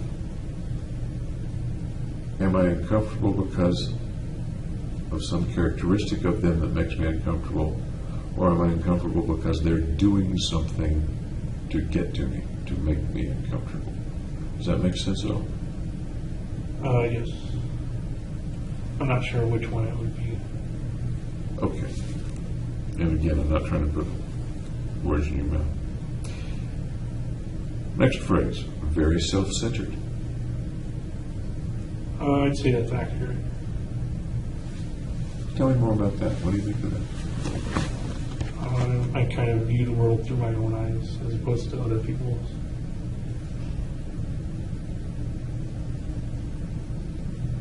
Tell me more about how James Holmes was very self-centered.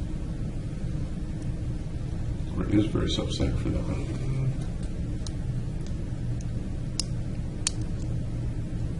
Well, all that work I put into studying and learning, that was all self-centered. In what way? Tell me more. Why is it self-centered to put work into studying? Because you're kind of gaining knowledge for yourself, improving yourself. What did you plan to do with the knowledge? Get a good paying job.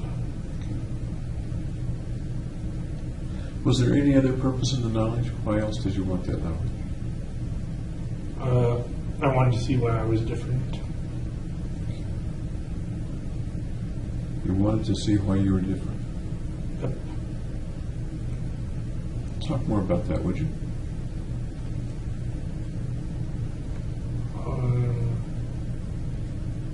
Well, I was interested in the differences between like normal people and people who are different. You had a little pause before you said people are different. Wanted to see differences between normal people and people who are Outside the norm, I guess. Can you be more specific as you apply it to yourself in college, high school?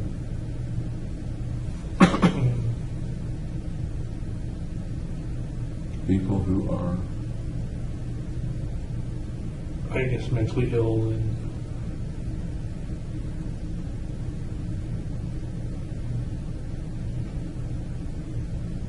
did you view yourself as mentally ill or think you might be mentally ill?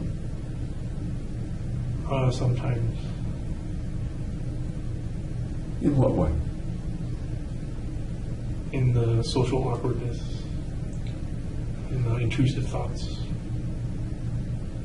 Social awkwardness we've talked quite a bit about so far. How about the intrusive thoughts? Which intrusive thoughts?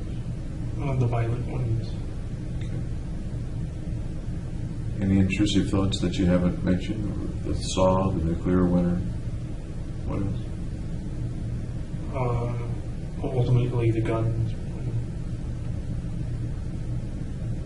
What were the intrusive thoughts about the guns? That I should shoot as many people as possible. How do you feel as you tell me that? Your voice dropped just a little bit. Not good. Make you nervous to talk about it, or what's the yeah. what's the Makes me feeling? nervous. I appreciate you talking about it, Okay. and I know it's inside. I know the thoughts have been there, so they're not a secret between you and I. But I'd like very much to understand them more, and you're the key to helping understand them more. Okay. Appreciate that.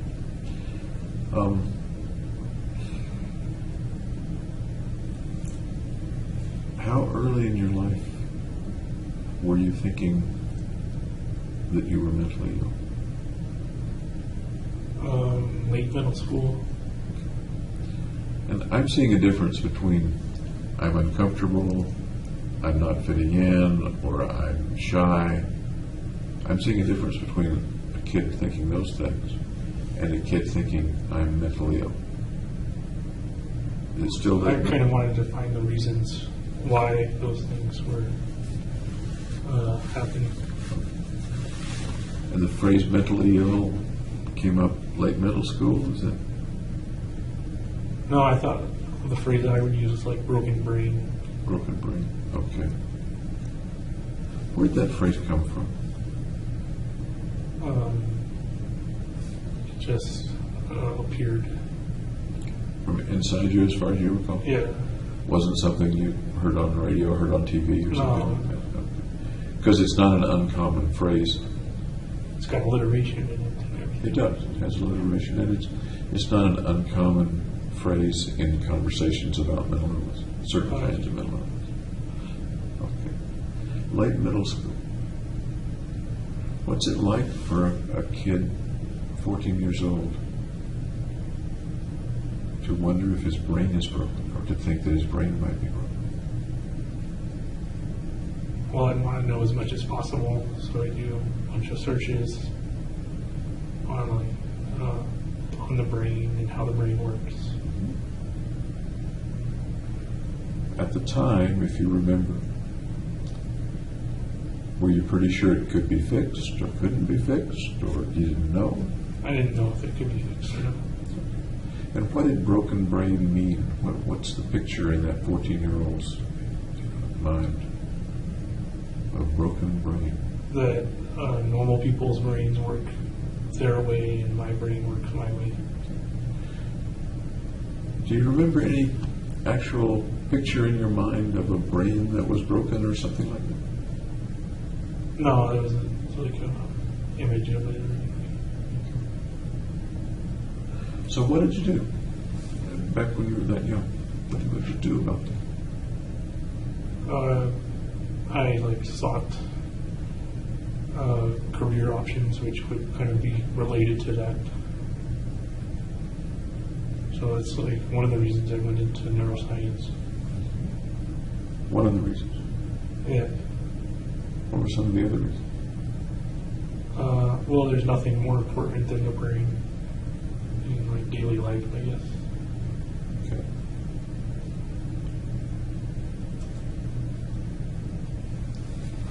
That brings up in my mind a very long-term fix. I'm 14. I'll make it my career and try to discover something that will help me. Yeah. That's years and years and years and years for a 14-year-old. Yeah, I think ahead. Was there any way to help you or to make you feel better when you were 14? No, I would do escapist stuff like video games. That helped? Yeah. How much did it help? Did it make it all go away? It made it go away for the time being. Were there other things that made it go away pretty well besides video games? Schoolwork, sports. Sports, schoolwork. Anything else? TV. Basically, any entertainment. Lots of kids, boys and girls, that age, think there's something wrong with them. It's an endemic condition of young teenagers that there's something terribly wrong.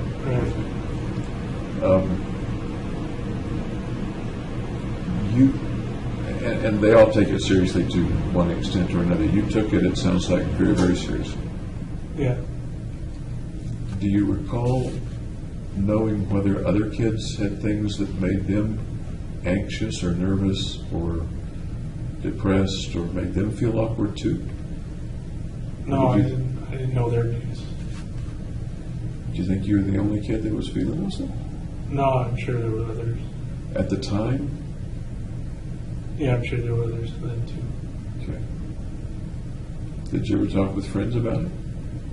No, I kept it private. Then how did you know that other kids felt the same thing?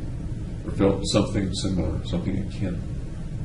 Because statistically, there's going to be aberrations. At age 14 you're thinking this, or you're thinking back now? At 14. Okay. So I guess extremely bright does apply. Maybe. If you were thinking that at age 14. Okay. Next phrase. A good bet for admitting to neuroscience grad school. What does that mean? And I'll tell you exactly what it means. As I looked at the applications and the comments from the various admissions committees, a number of the people that you interviewed with and who had reviewed your record said you were a good bet for admitting to their grad school. Okay.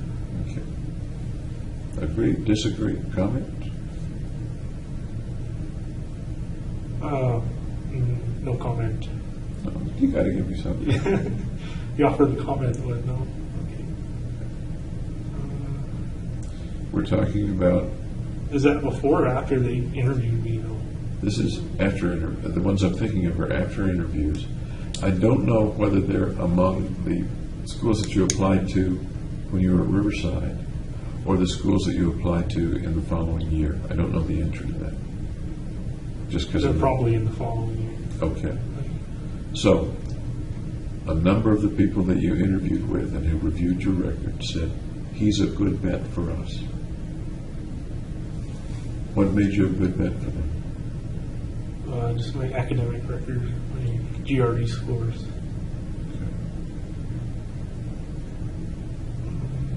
So was that an accurate statement that they were making, an accurate assessment Yeah, I'd say so. of you at the time?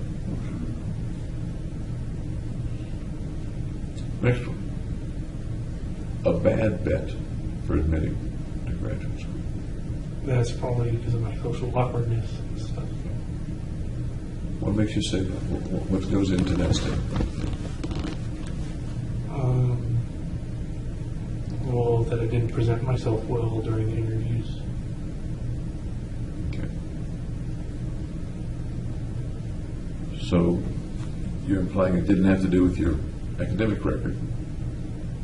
Right, that was pretty good. I had a good academic record. What in the interviews, and I don't mean to be redundant here, but how did those interviews go that might have made someone say, nope, he's not for us? Just if I never said anything.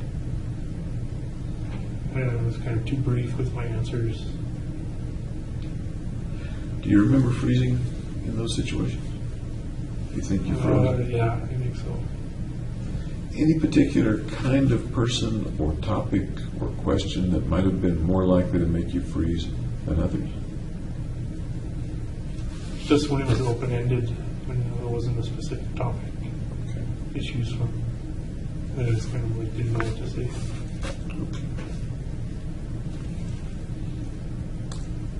Next one.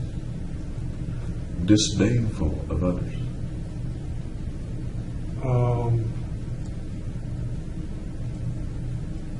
I would say like in my mind, but not outwardly. So in your mind, tell me about disdain for others. Well, that kind of goes back to the hatred of mankind. Okay. A little more, please.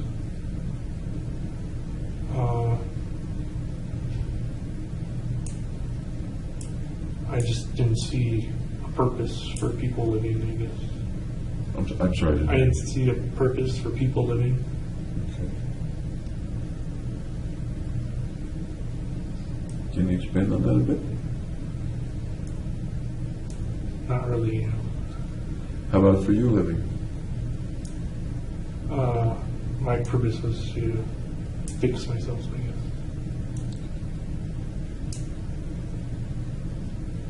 Didn't see a purpose for people living. What purpose might you have seen if it had been there? What purpose might you have been looking for that you didn't find?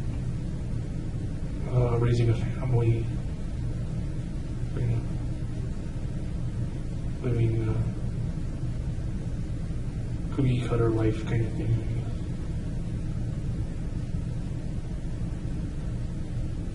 And those were things of disdain or not things of disdain? Those were purposes of other people's lives. That would make them worth living or not worth living? I'm not sure. That would make them have a worth of living. Okay. Having a family, raising a family. Okay.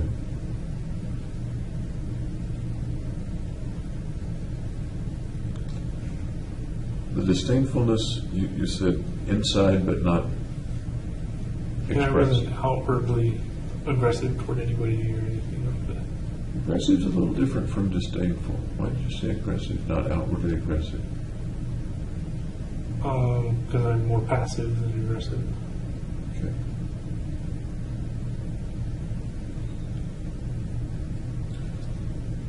A few folks describe you as flat or without affect.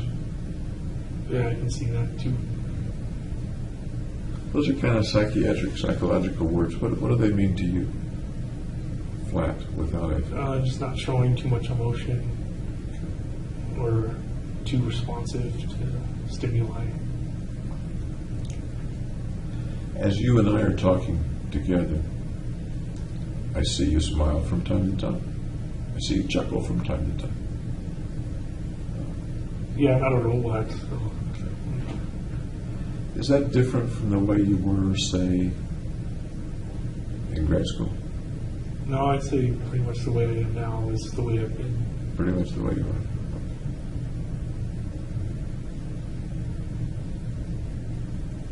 Avoiding tough personal questions or personal answers. I don't know what that means. Very personal. I can't. I'm asking you a lot of personal questions, some very personal questions. Do you see yourself kind of avoiding those? Or avoiding the answers to them? No, I try and respond to them, figure them out. Why'd you say believe it or not? What? Did you say believe it or No, not? I Or did I don't. misunderstand you? I might have misunderstood you.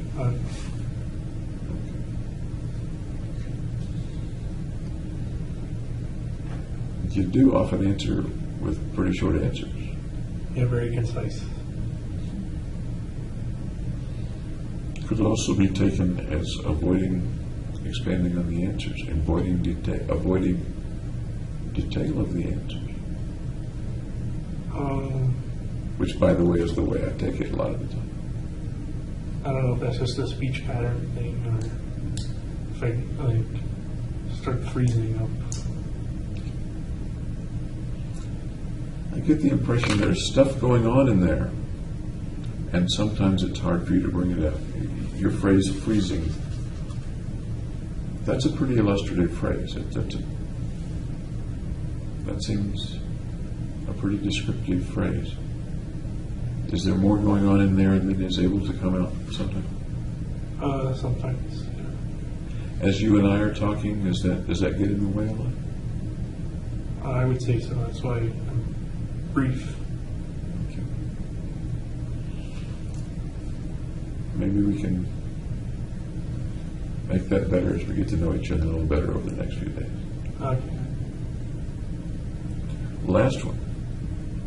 Paranoia.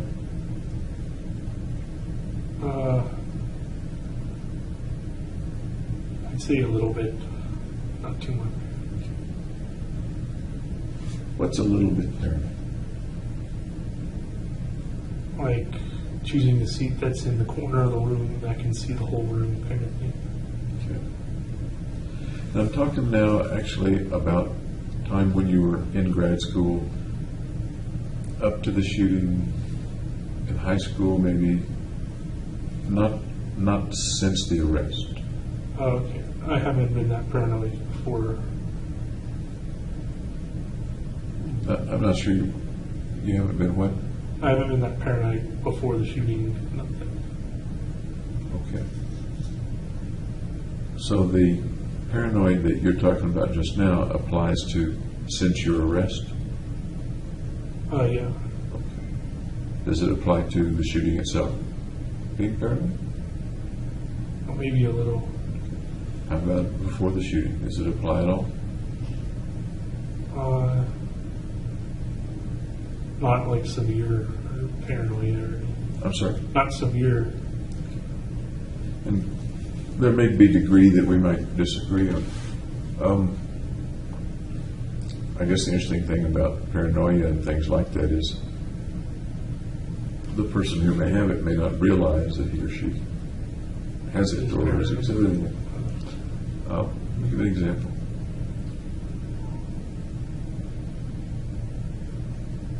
At the shooting range in Byers Canyon, Yeah. I believe you mentioned that you thought that there was an FBI car there. Do you recall? Yeah, I saw an FBI SUV drive by. Drive by. How did you know it was an FBI issue? It said FBI on the site. I guess that's not paranoid then, is it? Uh, Really says FBI? yeah. All right. As you were going into the theater when the shooting occurred,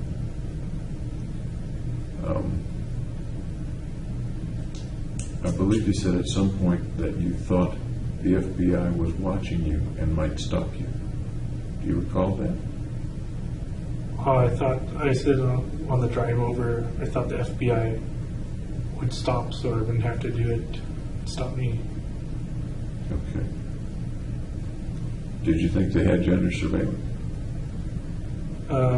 Yeah. What led you to think that? Just that I was going to commit a crime. Do you think maybe you hoped they had you under surveillance? Yeah, a little bit. Can you expand on that? That a little bit of you may have hoped that they were surveilling you. Yeah, so they could have done the right thing.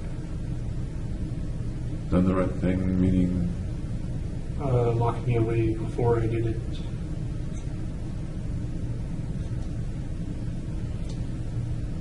and we will get into this in a little more detail tomorrow or the next day, but when you were visiting with Dr. Fenton, I remember her note and comment that you were concerned about the door being locked and a package. Do you recall that? Yeah, she locked me out of her little reception area, and she was carrying a bag. What did you make of, at the time, not necessarily looking back, but at the time, if you recall, what did you make of the door being locked? She was afraid. Afraid of? I'd sent an emoticon that showed like one figure punching the eye of another figure.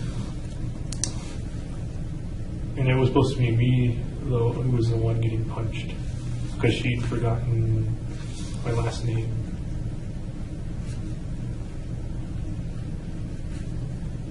So when I went to the pharmacy to get my, yep, That's when she wrote the wrong name on the prescription. yeah, Yeah. Was it the next visit that the door was locked? yeah, it was the next visit after I'd sent the, Okay. And had you sent her the emoticon? When did you send her the emoticon in that context, if you remember? it was in the title. I'm sorry? It was the title of an email. So was the order of events, she wrote the prescription in the wrong name. Yeah, You found out when you got to the pharmacist. It was corrected. You sent her the email with the Showing- emoticon. yeah, with the emoticon title and the wrong name prescription attachment. Okay. And then the next visit, She locked me out of the door was locked. Okay. And your view of the reason for the door being locked was She thought I was going to punch her. she thought you were going to punch her. And when you say frightened, was she thought you were going to punch her? Did you think she thought anything else? She might do anything else?